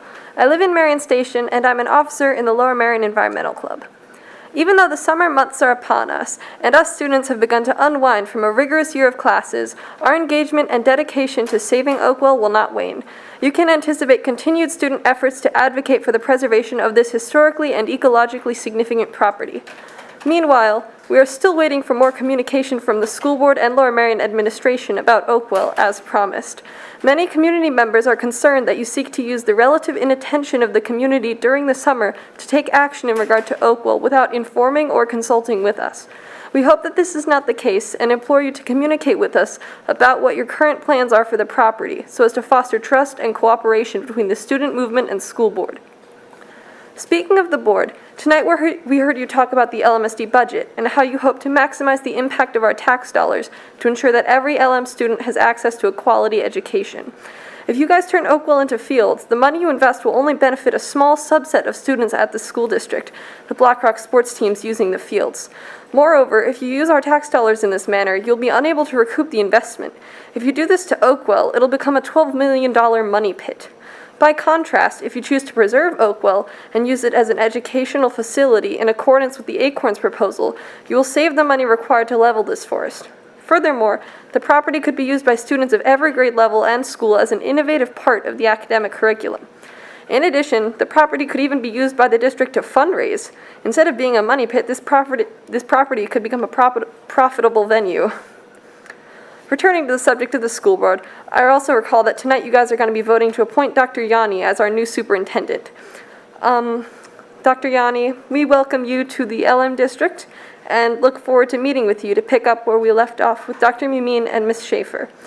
I believe that if we work together, we can come up with a solution that protects both our environment and the historic property on Oakwell while ensuring that our student athletes at Blackrock can participate in sports unimpeded. This debate is not a winner-take-all contest. Through cooperation and collaboration, we can come up with an outcome that benefits all stakeholders in the district. In the meantime, Noah Forer has made a documentary about Oakwell and the student movement to save it, and we would love you all to see this incredible film. There will be a free public screening on Thursday, June 29th, 12 p.m. at the Bryn Mawr Film Institute, and after the movie, there will be a student-led Q&A session about the film and Oakwell. We would love to see all of you there, and we hope that this film can foster informed, constructive dialogue about the potential of this property. Thank you for your time and consideration, and I wish you all a wonderful summer. Thank you. Yeah. That's it for the students? Yes. Okay, thank you. Jan, then Jeff Brody, Ruth Jenkins, Sarah Thomas. Hi, good evening. I'm here. My name is Jan Turvish. I'm from Wynwood, Lower Merion alumni, and I want to thank the students for talking about Oakwell coming out late, and it's in the summer, so bonus there. I also wanted to mention a great point here about plastic wastes. I remember talking to one of my beloved teachers, Dr. McKenna at Harrison. He would talk about the old days. He's a veteran. He's been there a long time. And he said back then they had wonderful ceramic plates that they ate off and some metal cutlery. I always thought that was quite a classy way to eat. But back to the main kind of topic at hand, which is Oakwell. The big change that has happened at Oakwell was the fact that it is now kind of closed to the public, right? It is, there's kind of ominous fences, a lot of no trespassing signs. I get it. There's some risks there. There's a swimming pool. There's things that have to be secured off. I understand, but what that really means when you see that kind of ominous, intimidating kind of fence is really a loss of learning that has occurred. If we were to kind of, for our new superintendent, Dr. Yanni, I just want to paint kind of the last really year and a half, 2 years, more than 2,000 people have visited. I think more civil societies groups have been there than maybe anywhere else in the district at this point. The Audubon Society was there. Philadelphia Mycelium Club was there. Villanova University was holding bio blitzes with their students there. Lower Merion students take the entire community on tours. If anybody, I believe you're from Upper Dublin, is that right? Upper Dublin, I'm a local kind of architect, working the kind of architectural practice. Upper Dublin has perhaps, administrative building that rivals our own. It's a beautiful kind of farmhouse, complex that was kind of renovated, repurposed. It's kind of fitting to the heritage. I really think that same kind of creativity, where we don't destroy our history, we embrace our history. We don't kind of shoot in our own goal and kind of destroy one of those places that makes life worth living. I admire the pragmaticism that's been displayed. I know the township is looking to acquire a parcel next to Ashburn Field, Richie Ashburn Fields. That one's being sold by a developer. That would be great for additional parking there. I recommend going there to the Saunders Woods. There's a wonderful trail that perhaps rivals the Wissahickon. Goes by the Henry Foundation. But all I'm asking is that all I'm asking is that we return to the kind of learning, not kind of end that wonderful kind of community engagement and the kind of initiative of students. Thank you. Thank you, Mr. Chorwish.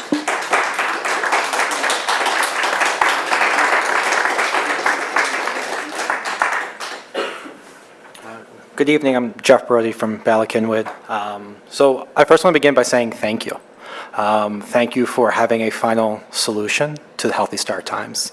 I know it's been a long time, and I know I've been up here and I've done emails or whatever, and I've commented just asking questions, but not always the squeakiest wheel, right, always speaks, right? Sometimes just the thankful wheel speaks. So, I really want to thank the board, the administration. I really do believe I saw a change with Dr. Moomin's lead in how we were approaching this, and I think we kind of saw that through, and hopefully it continues, just saying. I also want to thank Lisa, Amy, and the huge community group that really pushed this eons ago to make the start and for a resolution tonight. So I think it's a huge community win. But, Ms. Schaefer, as you said, like every day, you, the administration, the board work ongoing to make the health, safety, everything, the education here in Lower Merion better and better, right? And that's what it is, right? We're just making it better and better.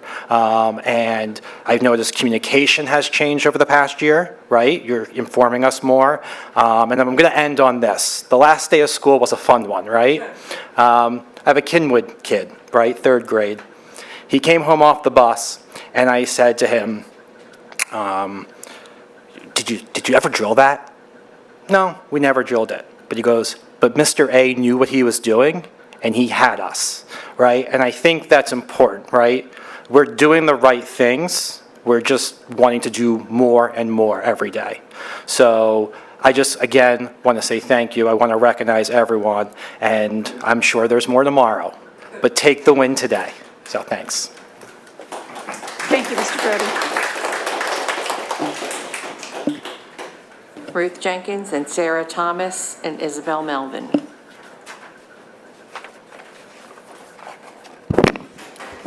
My Lorax speaks for the trees. Ruth Schenken, and I live in Wynwood. I have 4 items tonight, so I'm going to talk quickly. Item number 1, the group that chastised the little Palestinian child last week, 2 weeks ago, does not speak for the Jewish community, and neither do I. And I think that we have spent so much energy on equity and inclusion, and we need to encourage the diversity of all of our groups in our schools. Number 2, the volunteers that live in our community and have difficulty supporting themselves. I'm very much in favor of the tax rebate that will go for the firefighters and the volunteer ambulance drivers. They're here to help us.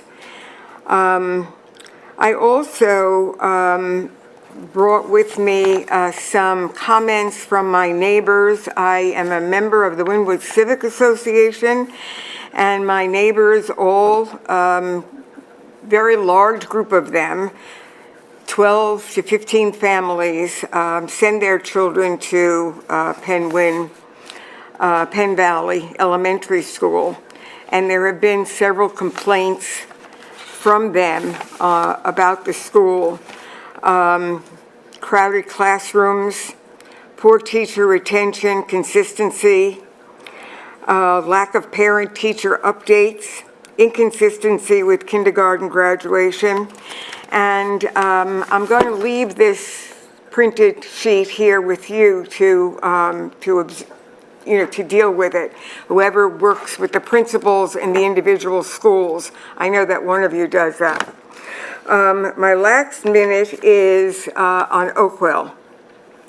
And I think that if we would talk to the soccer players and the baseball players of the future, when they come back to Lower Merion and see that Oakwell is still standing there and that it represents the majesty of nature, and they were willing to go someplace else to play soccer and baseball, I think they'll be grateful to you for preserving that. Thank you. Thank you, Ms. Jenkins.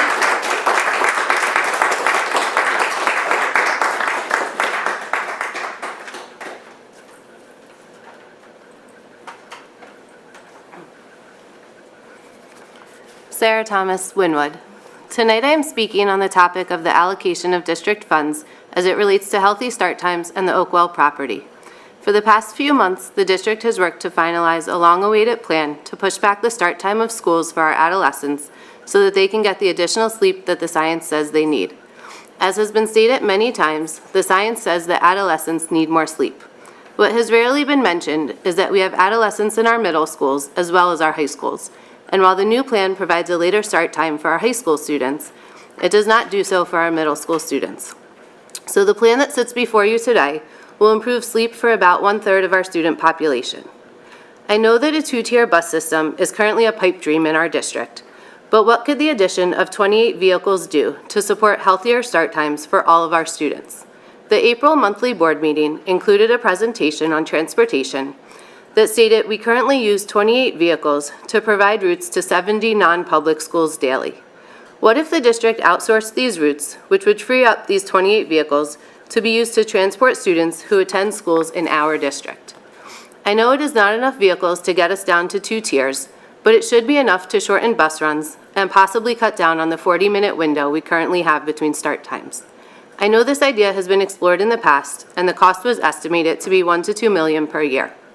In present day, the cost is more realistically $3 to $4 million per year. The district did not have a problem spending $12 million for the purchase of the Oakwell property, with an estimated additional $20 million in construction costs to build fields on that site. We are talking over $30 million just to build fields that would support no more than 200 students. $30 million could provide 10 years of outsourced busing for our non-public school routes and free up 28 vehicles for our own use. During these 10 years, our school board can work with other districts to push for a change in the PA Public School Code legislation of 1949 that currently requires us to bus students to non-public schools within a 10-mile radius of our borders. If we have $30 million available to spend on the fields at Oakwell, what is the maximum cost our district is willing to spend to improve school start times for all 8,500 students? While our funds are not unlimited, our ability to think creatively about how we use those funds should have no limits. Thank you. Thank you, Ms. Thomas. Isabel Melvin, Amy Noor, Lisa Prosnitz, and Catherine Kurtz.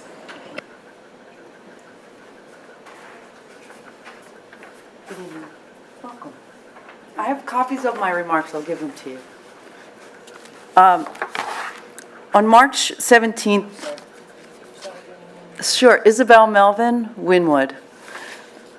On March 17th, 2023, Philadelphia Inquirer reported that SEPTA canceled $3 billion rail extension to King of Prussia. They realized it was not prudent, not cost-effective. They canceled the King of Prussia rail extension. SEPTA has decided to spend the money on improving existing infrastructure. Lower Merion School District can do the same as SEPTA, cancel the taxpayer-funded $23 million for the degradation of historic Oakwell for playing fields and use existing infrastructure. It's a waste of my hard-earned dollars. Lower Merion School District can do the same as SEPTA, cancel. Here's how Lower Merion School District could spend $23 million of taxpayer dollars. And I highlighted it in blue if you don't want to read the other. Suitable places for ball fields include flat, dry lands at parks and schools, parking lots, and defunct retail, of which Lower Merion has an abundance of, not the wetlands of Oakwell. Purchase properties abutting Black Rock Middle School. No busing needed. Configure access to the existing full-size soccer field at 2000 Montgomery Avenue. Little or no busing needed. Build playing fields atop the Black Rock Middle School parking lot, previously dismissed as cost prohibitive, but now we have this money if we don't go through with this playing fields deal. No busing needed, and it sets a stellar example, just like Shipley. Reconfigure Arnold Field to optimize its use. This was planned in 2015, freeing up other field options. Put resources into urgently needed healthy start times and full-day kindergarten. Let's have the courage to walk back our decision to build playing fields at Oakwell, just like SEPTA did. If SEPTA did not reset $3 billion of the taxpayers' hard-earned money, Lower Merion School District can cancel the degradation and destruction of historic Oakwell. Congratulations, Dr. Yanni. Welcome. We're starting fresh, clean slate, new beginning. And you know you acknowledge Oakwell is not the best place for playing fields. We've heard that. Be like SEPTA, cease and desist this waste of taxpayer dollars. And I have copies of my remarks. May I? Okay, thank you. Thank you.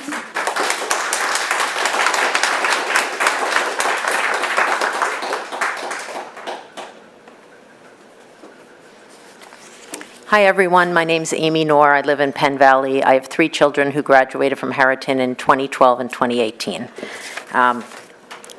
I've been coming here for 10 years to speak about start times, and I'm delighted that this should be my last time at the podium on this. I really want to echo the thanks that others have stated. I want to thank the district staff that has worked so diligently on the logistical issues, with a particular thanks to Ms. Schaefer for her leadership over the past 6 months and really her involvement over the last at least 10 years that I have been involved. Thank you to the school board directors for moving this issue from study to implementation in 2024. Moving our high school start time a full hour later is a game changer for the health and welfare of the high school students and by extension for our entire community, particularly when considering mental health, risky behaviors, and driving safety.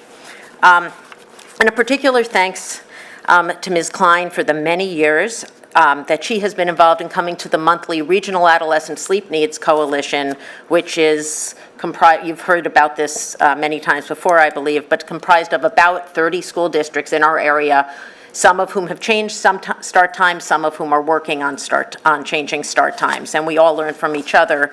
And I really appreciate your coming and listening and asking questions and learning, because it has helped, I think, move this entire process along to where it has finally ended.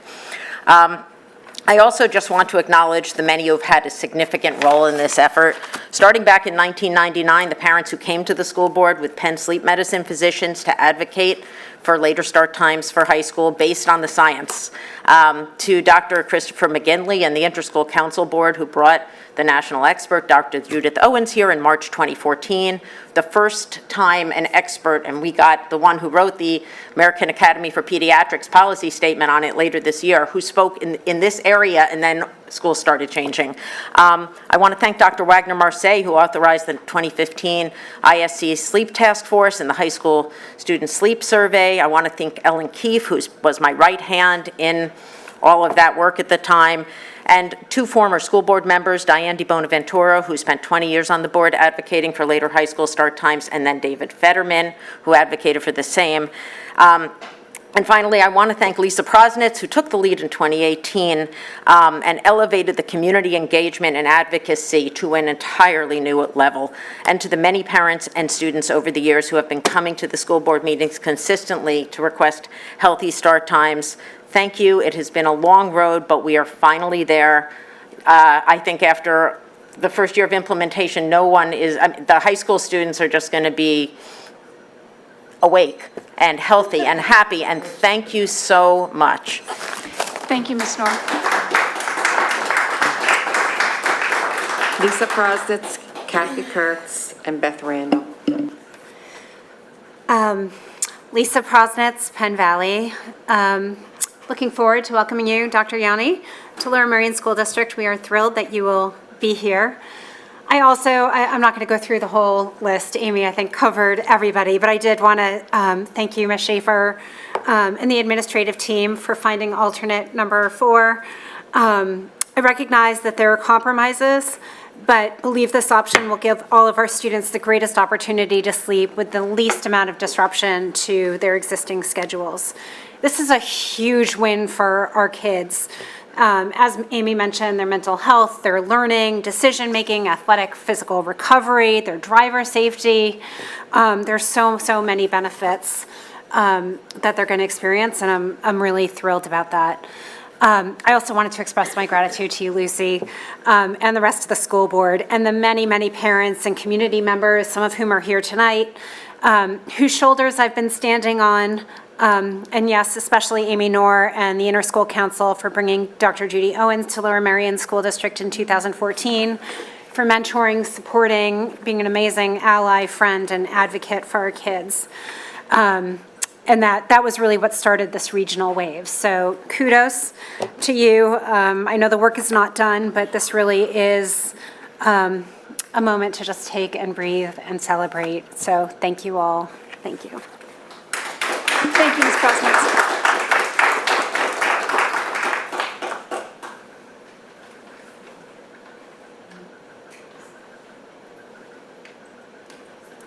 Kath Kurtz, Beth Randall, Peter Bittinger, and then Jennifer Eckert.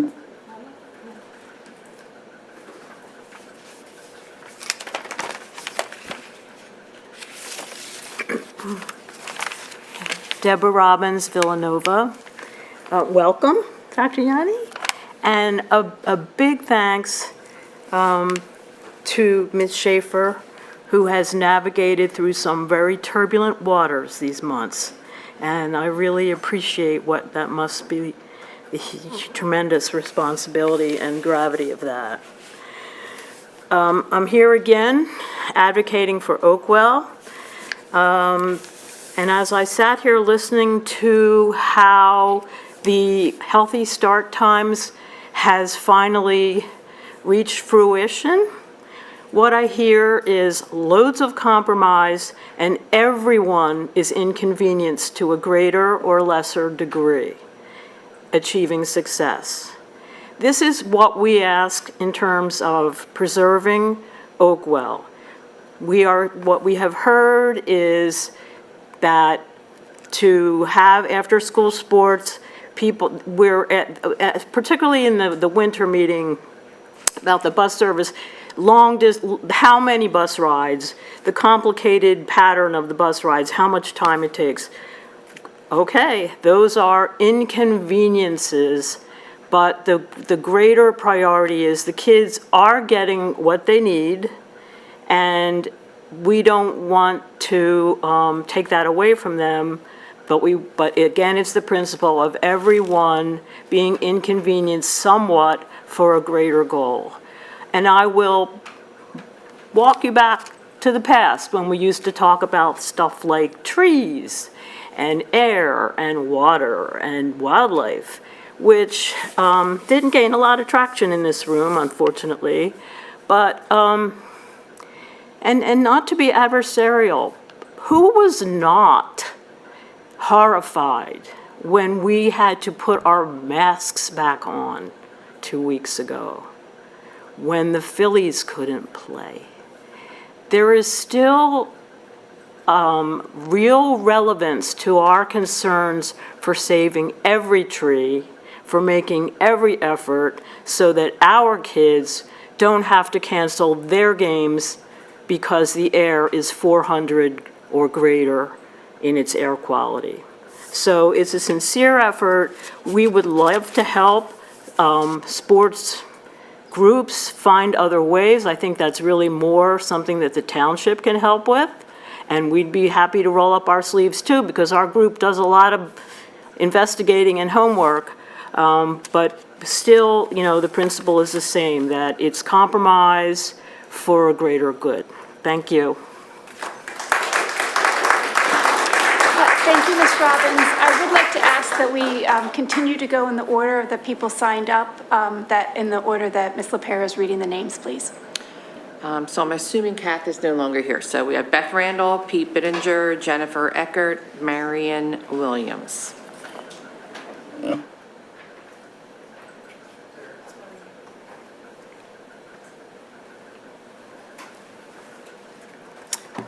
Thank you for the opportunity. I'm Peter Bittinger, and I live in Marion Station. So I'm talking regarding Oakwell tonight. So I'm not going to rehash the environmental concerns, which I think are valid.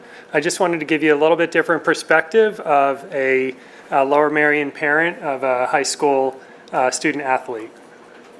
I'm a very active parent for the tennis team.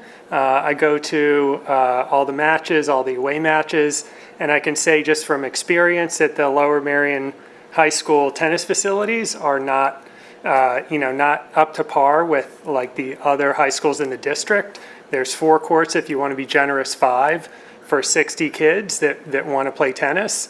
A lot of the kids on the team, most of the kids get bused to South Ardmore Park. And if you want to watch the matches, the viewing area is like 6 feet below the court, so you're kind of watching the soles of the players run around, the soles of their feet. Despite all of the bare bones facilities, the team is remarkably successful, and the kids have an amazing experience. So the team has won the state championships 2021. State champions 2022, runner-up 2023, and I can speak from being a parent and being a part of all of this, watching it, the kids have really great experiences. Why am I telling you this relative to Oakwell? I think to give the kids a really great experience, you don't need new fields and new facilities. You can have a really successful team without all of that. And it's okay to bust the kids. The Lower Marion High School team, high school tennis team gets bused to South Ardmore Park as part of the experience. They have the great experience from the camaraderie. The coaching staff is phenomenal. I really want to give a shout out to the coaching staff and the athletic staff of Lower Marion High School. They're really amazing, and they're giving great experiences to these kids. So I think you can, give these kids a great sporting and high school experience without having to build these new facilities, and the busing to the facilities is really part of the experience. Thank you. Thank you very much. Jennifer Eckert, Marion Williams, Charles Klein. Hi, thank you for the opportunity to speak. My name's Jennifer Eckert. I live in Marion Station.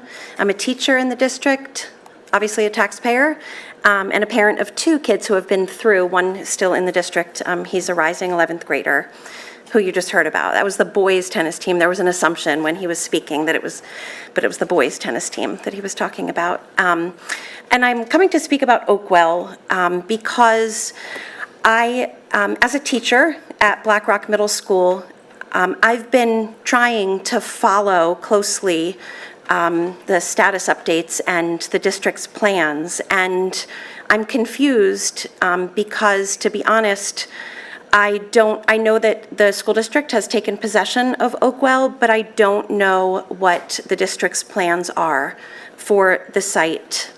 So I teach 7th grade English Language Arts at Black Rock Middle School. It's a fabulous school. I chose to go there after 22 years at Bala-Cynwyd Middle School, even though I was giving up a walking commute, because I wanted to go to a place where we were really going to build a special community from the ground up. So I want to share a little anecdote. I had a number of my 7th graders who played sports where they were bused to the fields in Gladwin. And I was curious. We spoke about Oakwell, and I was curious about their experience. And I didn't do a formal survey, but many of them said that they appreciated the time on the bus to socialize and to put their soccer socks and cleats on, and were perfectly happy with that. There was a number who would have liked more practice time, but there was not widespread complaining. I know that many of the students say that they would be very sad and upset if the district hacked away at an old-growth oak forest to build playing fields for them that they don't need or want. So this is a highly controversial project. Welcome. I think you're getting the gist of that. It doesn't have broad support. It's enormously expensive using taxpayer money. In my view, there are far more downsides than benefits, and I would ask you to improve communication on Oakwell and to move as intelligently on this issue as you did with start times, healthy start times, which is obviously really difficult, but to really engage the community, including students at Black Rock Middle School, and to just try to shine some light and not keep it hidden just because it's such a fraught issue. So I understand this is really difficult. I appreciate your leadership, and thank you. Thank you. Marion Williams, Charles Klein, and then Ezra Wood. Good evening. My name is Marion Williams. I live in Bala-Cynwyd. As a resident of Lower Merion, I've paid my share of school district and other taxes. In exchange, my family has benefited from the education of 3 children through high school. It was an excellent education. At almost every turn, I was aware of the privilege of an abundance of resources. However, as a consumer of your services, I've also been aware that our tax dollars are not always equitably or wisely distributed. Perhaps the worst example that does not need to happen is the purchase of the Oakwell estate and its planned development into accessory fields for Black Rock Middle School. At the reported cost of $23 million, we heard an estimate of $30 million tonight, so I'm not really sure what it is. And this still unknown annual cost on top of that to maintain sports fields that are built on wetlands. Has the school board analyzed the cost per middle school athlete per year over the next 5 years, or over the next 10 years, or 20 years? Because the cost will continue to increase because this is a completely unsuitable site for fields. Have you compared that to costs for other school activities to evaluate whether you are distributing funds in an equitable manner? Have you compared the cost to the same costs in other school districts? When I talk about equity, I recall your February board meeting during which you approved a $27,000 expenditure for football uniforms. And I literally gasped because my kids, their sport was the robotics team, which stretched them in amazing ways and will take them much further than I'm sure perhaps many athletes might go after school with their sport. And $27,000 was more than the entire annual budget for the robotics team because we just don't have that level of support from the school district. Has the school board reviewed participation data on the sports for which it plans to build these fields? To spend such large sums, do you not need to justify the cost with some data? If you have, perhaps we don't know about it, so please share it. Is there any upper limit that the school board would consider a stretch, too much to pay for fleeting moments on a field for kids who have asked you not to build this in their names? Thank you very much.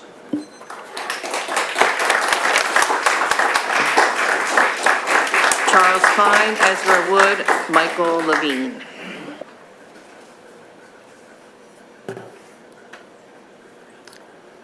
Welcome, Dr. Yanni. Thank you, staff and board members for your service.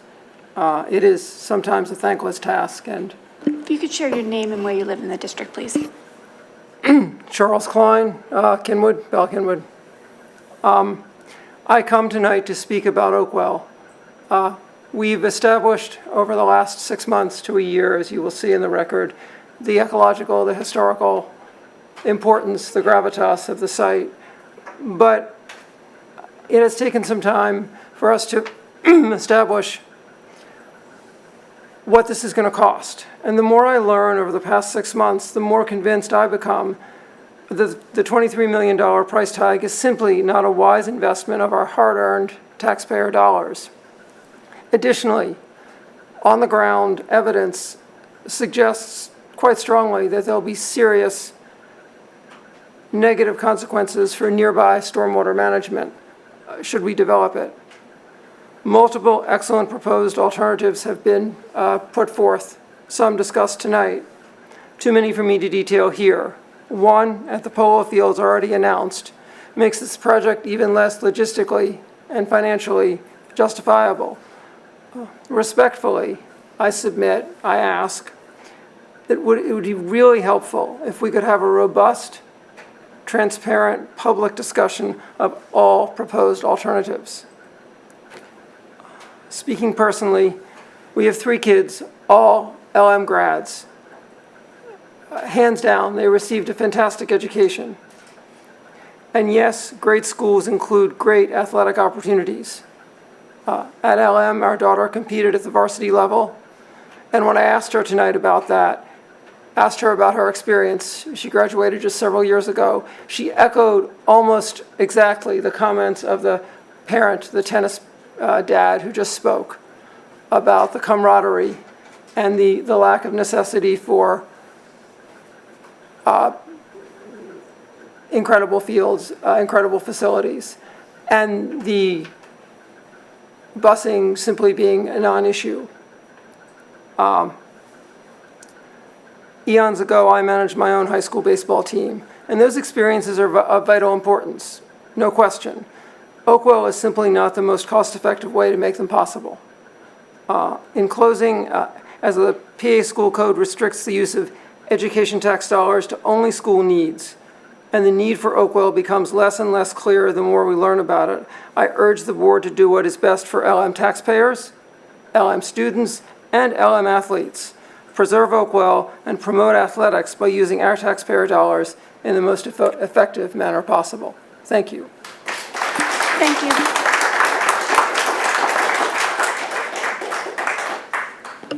Okay, we have Ezra Wood, Michael Levine, Mark Gershovich, and then Betty Lee Davis.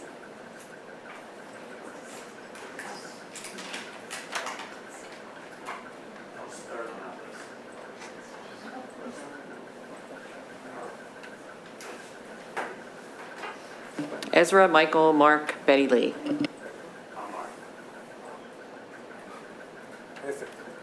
Is Ezra here, the first person you mentioned? Ezra Wood, Michael Levine, Mark Gershovich, and then Betty Lee Davis. Okay. I don't think Mr. Wood is here. Okay. So are you Edgar? I'm Mark. Oh, Mark, okay. I guess I'm next, because he's not, yeah, Michael, yeah. Greetings, board members, and thanks for listening. I respect that you're working on a weekday evening and have day jobs, and you all work really hard and have to listen to all of this, and I just want to thank you for your service. I'm sorry, could you please share your name and address? Or name and neighborhood, please? What's that?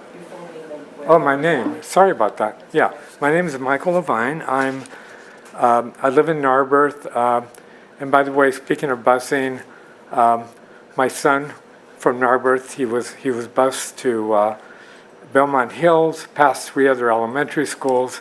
He was bused to Welsh Valley, past Ballackinwood, and he was bused to Harriton, past Lower Merion, and he never complained. You know, he enjoyed all the schools that he went to. We complained when we found out about it, but he was fine. So anyway, I am a member of Preserve Oakwell. I took the tours and felt deep connection with the land, trees, animals, history, architecture. The idea of playing fields spoiling this sort of upsets me, and I applaud all the student proposals for an educational and environmental center. And I say this for full disclosure because I'm speaking to you tonight primarily as a taxpayer, not so much as an environmental or cultural enthusiast. We built a new middle school, I understand, for $100 million. Though it does have fields, we want to build auxiliary fields, which are estimated to cost $23 million, which is almost 25% of the first figure of the entire middle school cost for auxiliary fields. That's too much. When the polo fields came into play, the number of fields planned for Oakwell decreased to 3, meaning that the acquisition cost for a field alone would be over $4.3 million. And many construction costs are fixed as well.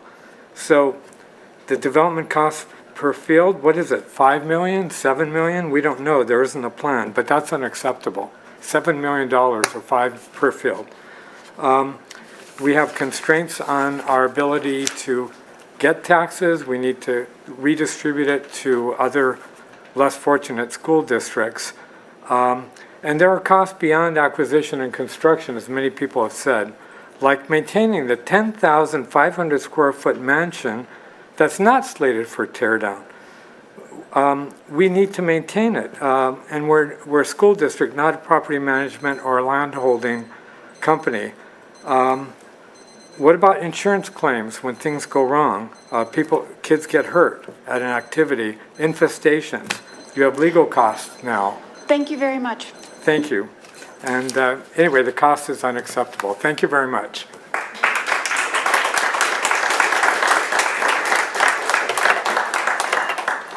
Hi, Mark Gershovich, Wynwood, high school and middle school parent, and first time here after 10 years of kids in the district.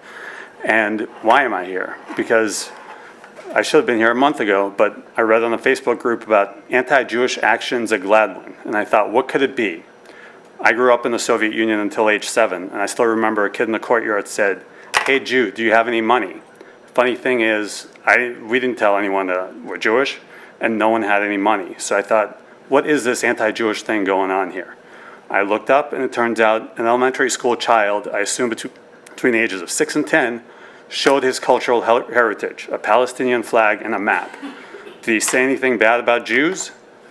Not that I could tell. He just showed the flag and map and said he's Palestinian. A big kerfuffle happened here last month. Protesters came and asked you to, in effect, bully a child. So I don't know what they wanted you to do, to throw out the child's flag and map and say you're not welcome in Lower Merion. Well, as the lady out there, I don't know if she's still there, said, not in my name. And honestly, as a Jewish person, I don't think the publicity would be good for us either. I want to live here in Lower Merion in Pennsylvania, in the United States, in peace with my neighbors. Whether they're Christian, Jews, Muslims, Hindus, atheists, Buddhists, Europeans, Africans, Asians, Jews, Arabs, Indians, Native Americans. I'm sorry, I left a lot of people out. But if our people have a conflict elsewhere, feel free to take it up in Washington or Harrisburg, but not by bullying a child in our schools. For example, I don't want a Chinese nationalist preventing a Tibetan or Taiwanese cultural display by a child. And vice versa, I don't want a Tibetan or Taiwanese parent preventing a Chinese kid's display that includes Tibet and Taiwan in their map, or Arabs coming to protest an Israeli kid. So anti-Semitism is real, but let's not cry wolf here, because we need all the allies we can get, and we don't want to push anyone off. And as this happened a month ago, I read in an Israeli newspaper that the heads of Israeli universities were protesting a proposed law to ban Palestinian flags at Israeli universities. So yes, today a student at Tel Aviv University is allowed to display a Palestinian flag. It's not my flag, I wouldn't hold it, but Tel Aviv University student is allowed to display it. But last month's protesters are asking you to be in tune with the most racist and nationalistic elements in Israeli politics. So thank you for ignoring them. And Ms. Buckman, I don't know, you don't know me, but thank you for calling them out in the notes from last month's meeting. It was quite a show in their Facebook posts afterwards. Thank you. Thank you very much. Betty Lee Davis, Ann Foot, Mike Rota, and Claudia, I'm sorry, Claudia. I next, Betty Lee Davis, yes, and I have this to the board.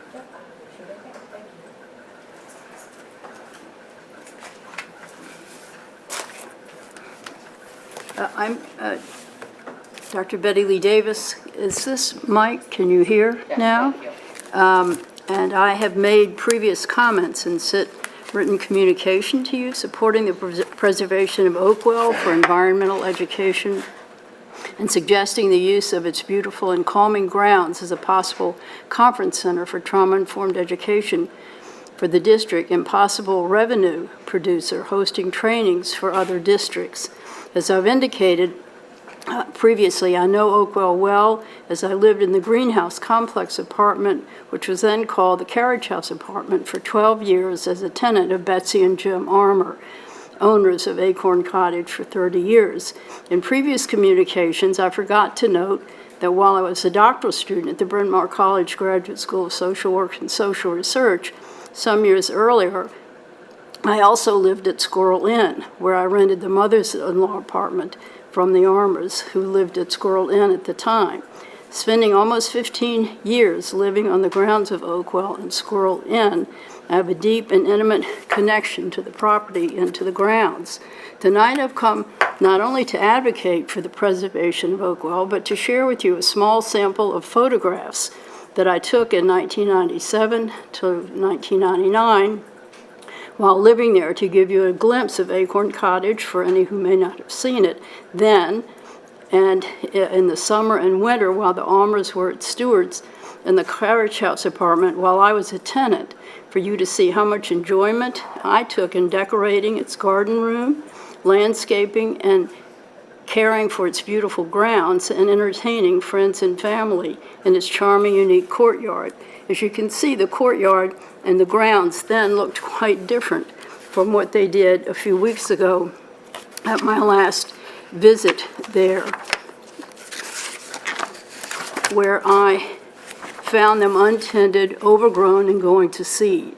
From this small glimpse, you can see how beautifully the grounds in those structures lend themselves, if properly maintained, to educational classrooms, living laboratories, and wellness opportunities for students, school personnel, and possibly the community. I'll show you 3 large pictures, actually, which you can pass around. One is a delightful hummingbird that I called Anticipation in the courtyard. One is the first dawn of the new millennium outside of the courtyard at the Carriage House apartment. And this is of Acorn Cottage in winter. So for any who haven't had a chance to see it, these I'll pick up before I pass those. Of great significance is what Dr. John Bennett, Oakwell's former owner, was told in the days leading up to his departure by someone studying its environment. Thank you very much for your comments. May I please just make this one comment, that there was apparently a little brown bat that was identified on the property, which is an endangered species, and that I thought was important information to pass on. Thank you very much.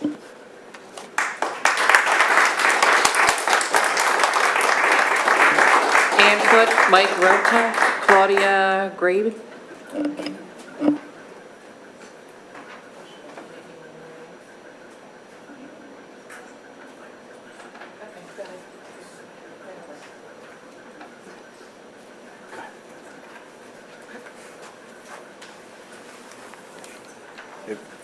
Let me just get my notes out.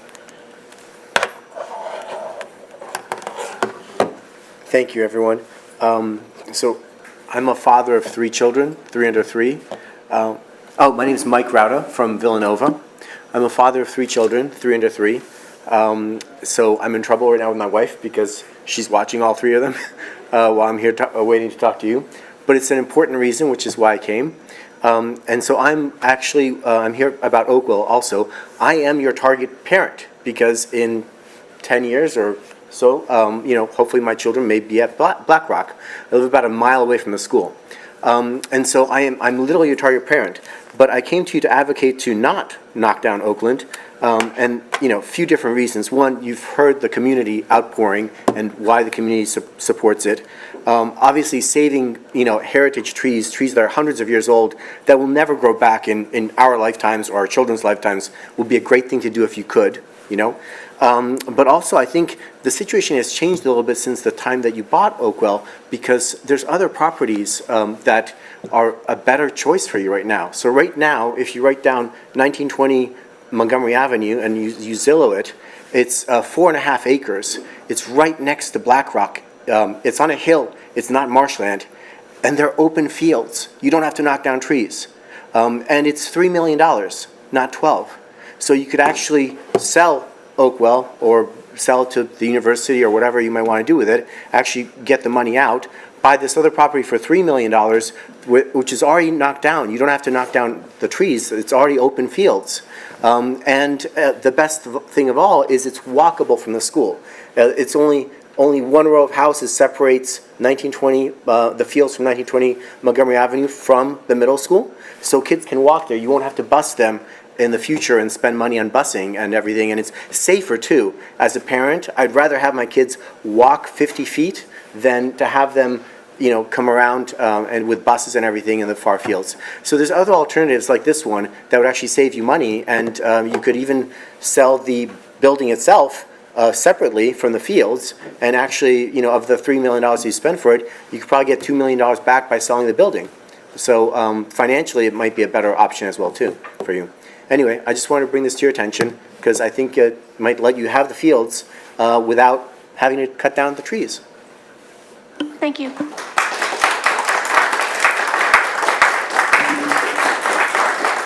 Is Claudia? Okay. Is there anybody else?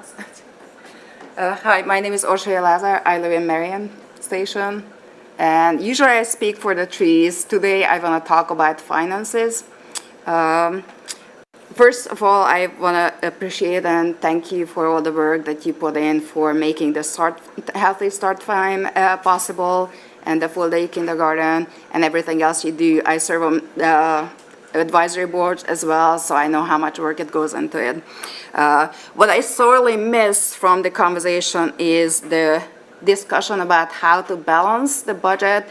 Everything was about increasing expenses in different ways for different reasons, but there's nothing about how we can balance it out by cutting or doing things smarter, better, differently to make up some of that difference. So I would like to consider that, and maybe would like the board to discuss, and I appreciate, Mr. Lee, your questions about staffing, and I think I'd like to see more of those conversations. Obviously, a huge expense is Oakwell. The purchase of the land was expensive, and developing it and future maintenance for the historic property will be really expensive, additional parking and everything else. And I don't know if you're aware of it, but the Lower Marion Township is going to discuss purchasing a property in Gladwin to increase sport field availability tomorrow at the board meeting. So you might want to consider that. In any case, there's a lot of sport fields available in the township. Based on our reviews, I questioned whether there had been any need assessment for sports fields, whether there been data collected, how the data was collected, and how recent the data is, because there had been changes in sport participation. Some of the sports are less popular now than they used to be. And some of the teams are combined that used to be, but maybe in the previous presentations from 2018, it was assumed that all the teams will be filled, and maybe that's not the case anymore. So the other thing to consider is that with all the pressing needs for spending more money on different things, including for the kindergarten and busing, maybe selling Oakwell to Villanova or any other party that can be a steward of the land as it's needed to maintain the gorgeous property. Maybe that would be the best solution, so that we would free up money to spend it on other pressing needs. So, thank you. Thank you.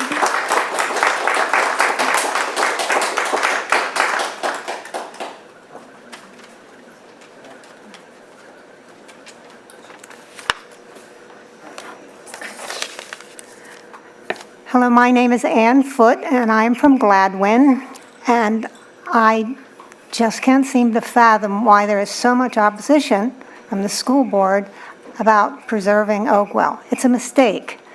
So I'm going to just give a few comments, and they're going to seem very simplistic, but I hope they hit a nerve. Mistakes, we would probably all agree, are how we learn. We teach our children not to be discouraged or feel hopeless, but to realize they've learned something. School board, you can't make mistakes without doing things, and you guys are doing things all the time, and you're having ideas. So we cannot fault the school board for making mistakes, because everyone makes them in the process. The school board has been doing a lot and has a lot to do, and you're faced with so many issues that are very trying to you and the citizens. The real problem, or one of the problems, is people do not like to admit mistakes due to pride or determination, I'm not sure what. There may be conscious or unconscious motives that one doesn't want to acknowledge. There may be hidden motives. Maybe it's just that you've inconvenienced a portion of the school district with 30 to 40-minute bus trips, and somebody said, we'll do everything in our power to get sports fields to be near you. I mean, I'm just imagining that. Not admitting a mistake is a larger mistake. It takes guts to admit a mistake. Admitting we are wrong is courage, not weakness. And there's forgiveness if courage is shown. Admitting mistakes earns the respect and trust of the people you lead. There may be repercussions, but the loss of respect and leadership will not be among them. There's something inspiring about leadership who can come right out and confess their mistakes by acknowledging them publicly, clearly, without qualifications or blame. Stop the Oakwell development now. Don't make this thing go on and on. Find other locations and/or the necessity of needing more playing fields. Enlist the support, ingenuity, creative talent of the community to help you to align with your claims of sustainability and fiscal responsibility. Sports are important. Preservation of nature is important. Healthy start time is important. All-day kindergarten is important. Which of these affects the largest number of children positively and in the issues have the longest range and realistic goals? Not everyone will be happy in what decisions you make, but minimize the numbers that will be affected negatively. And I know where you can find the finances to do that. You didn't make the initial decision. Don't walk away and leave Oakwell problems to the next board. Leave a legacy of honesty, integrity to your long hours of service and to the students and families in Lower Merion School District. I hope you will. Thank you very much. I hope.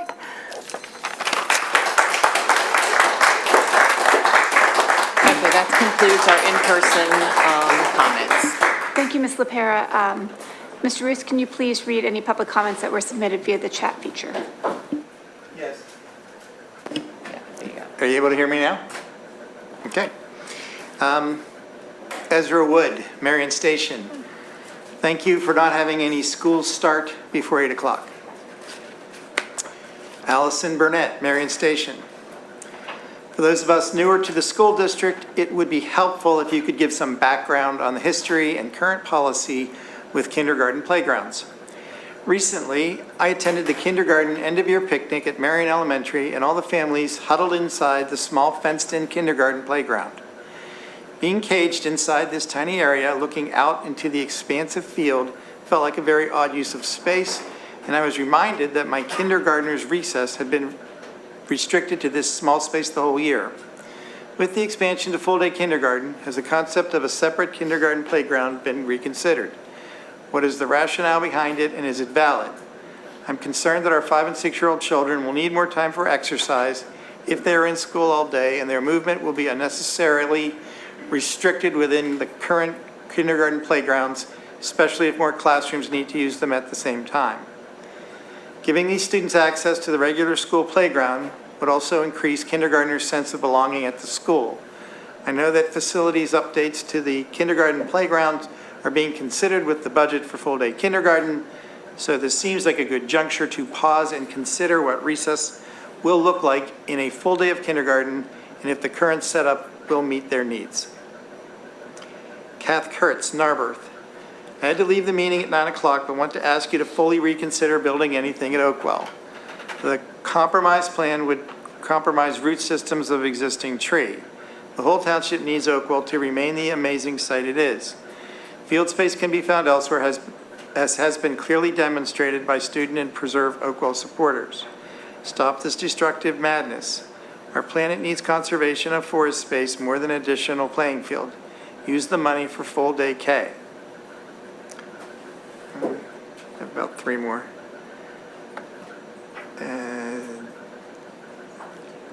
Indira Gurub Hagavatula, Bryn Mawr. Just a quick note of thanks to the board for their hard work in developing the proposed start time schedule. It is a big step in the right direction. I am hopeful that we will see this implemented successfully and that we will see many tangible benefits the way other districts have, including improved attendance, engagement, grades, alertness, well-being, academic performance, health, and safety. I urge the district to set up the infrastructure to gather this data pre and post change so that we can contribute to scientific knowledge around this issue. I also hope that high school start time of 8:30 will encourage other local districts to follow suit. Thank you again for your many hours of time and effort. Janice Lipsitz, Marion Station. I continue to urge the board to build metrics into each program invested in to understand impact, course correct, and educate the community on value of investments and student outcomes. Thank you.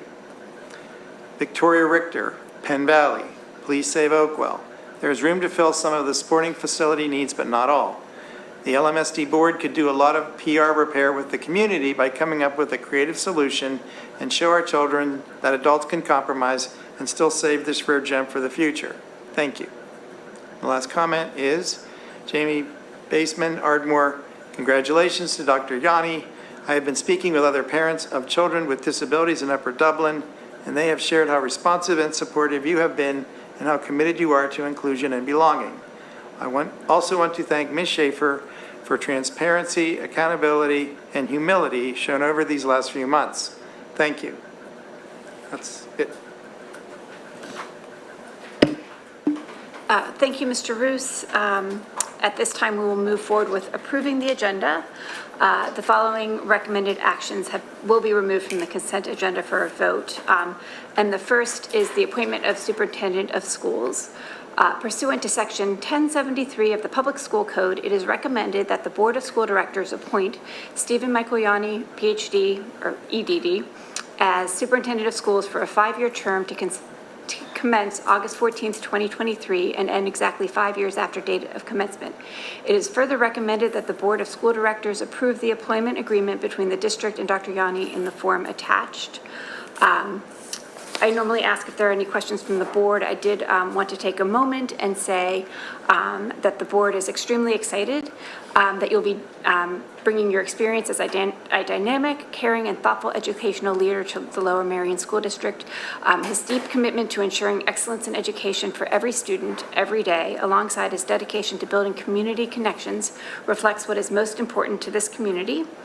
During our search process, we were privileged to interview numerous highly qualified candidates.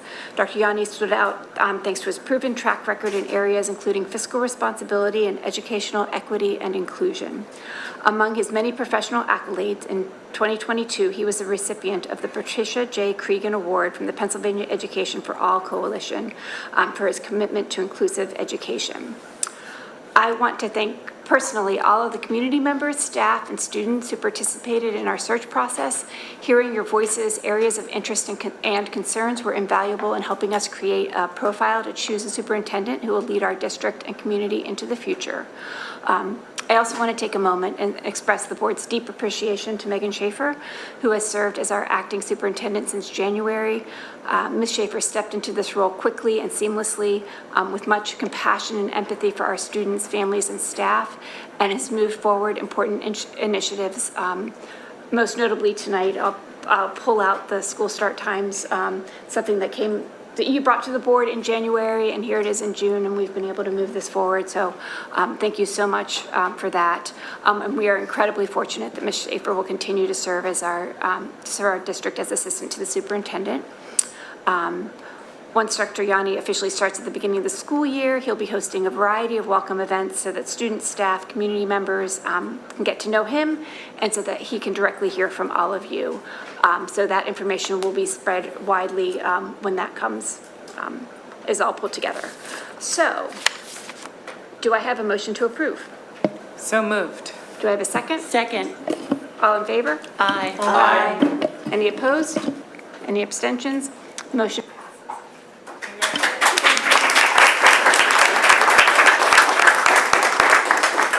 I just want to thank the board for your trust in me. I'm very humbled to be here, and I look forward to getting started.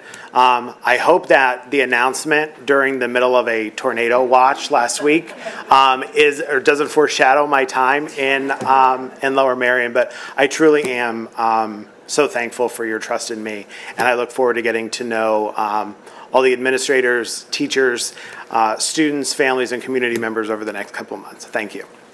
Thank you.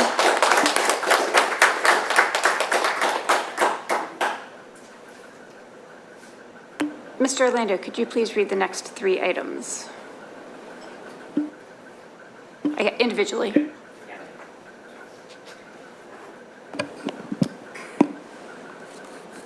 The administration recommends that the Board of School Directors adopts the 2023-24 budget of the Lower Merion School District for the fiscal year beginning July 1st, 2023 per the attachment, which sets the tax rate at 32.3948 mils by adopting the attached budget resolution, and further that the board adopts the attached real estate tax resolution, and further the following resolution as adopted, and they are number 1 through 7, as well as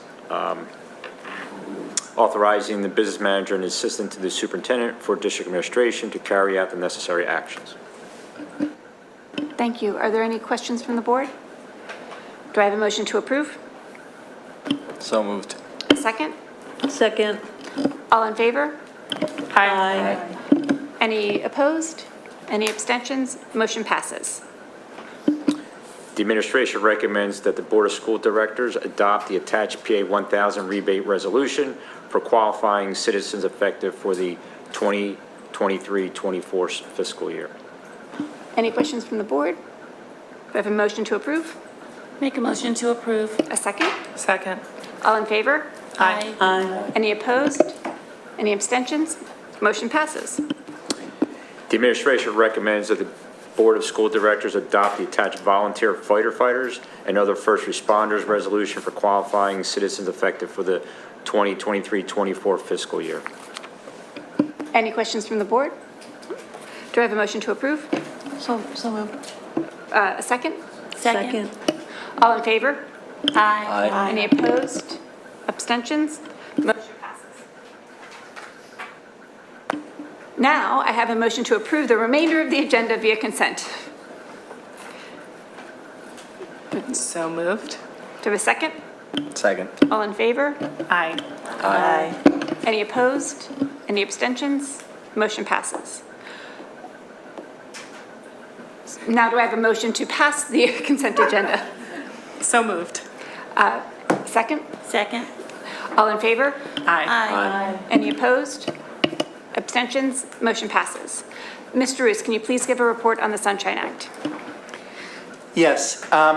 The board met in executive session on June 4th and June 10th regarding personnel matters, the selection of superintendent, and also on June 20th today for the annual school safety security report required under section 1309A of the school code. Thank you, Mr. Roos. Our next upcoming board meeting date, which will be held at 8 p.m. here in the DAO boardroom, will be on Monday, July 17th. It's the regular business board meeting. As I mentioned earlier, the only committee meetings that meet over the summer are facilities and purchasing, and that'll be on Thursday, July 13th. Hope everyone has a great start to their summer, and there being no further business, this meeting is adjourned.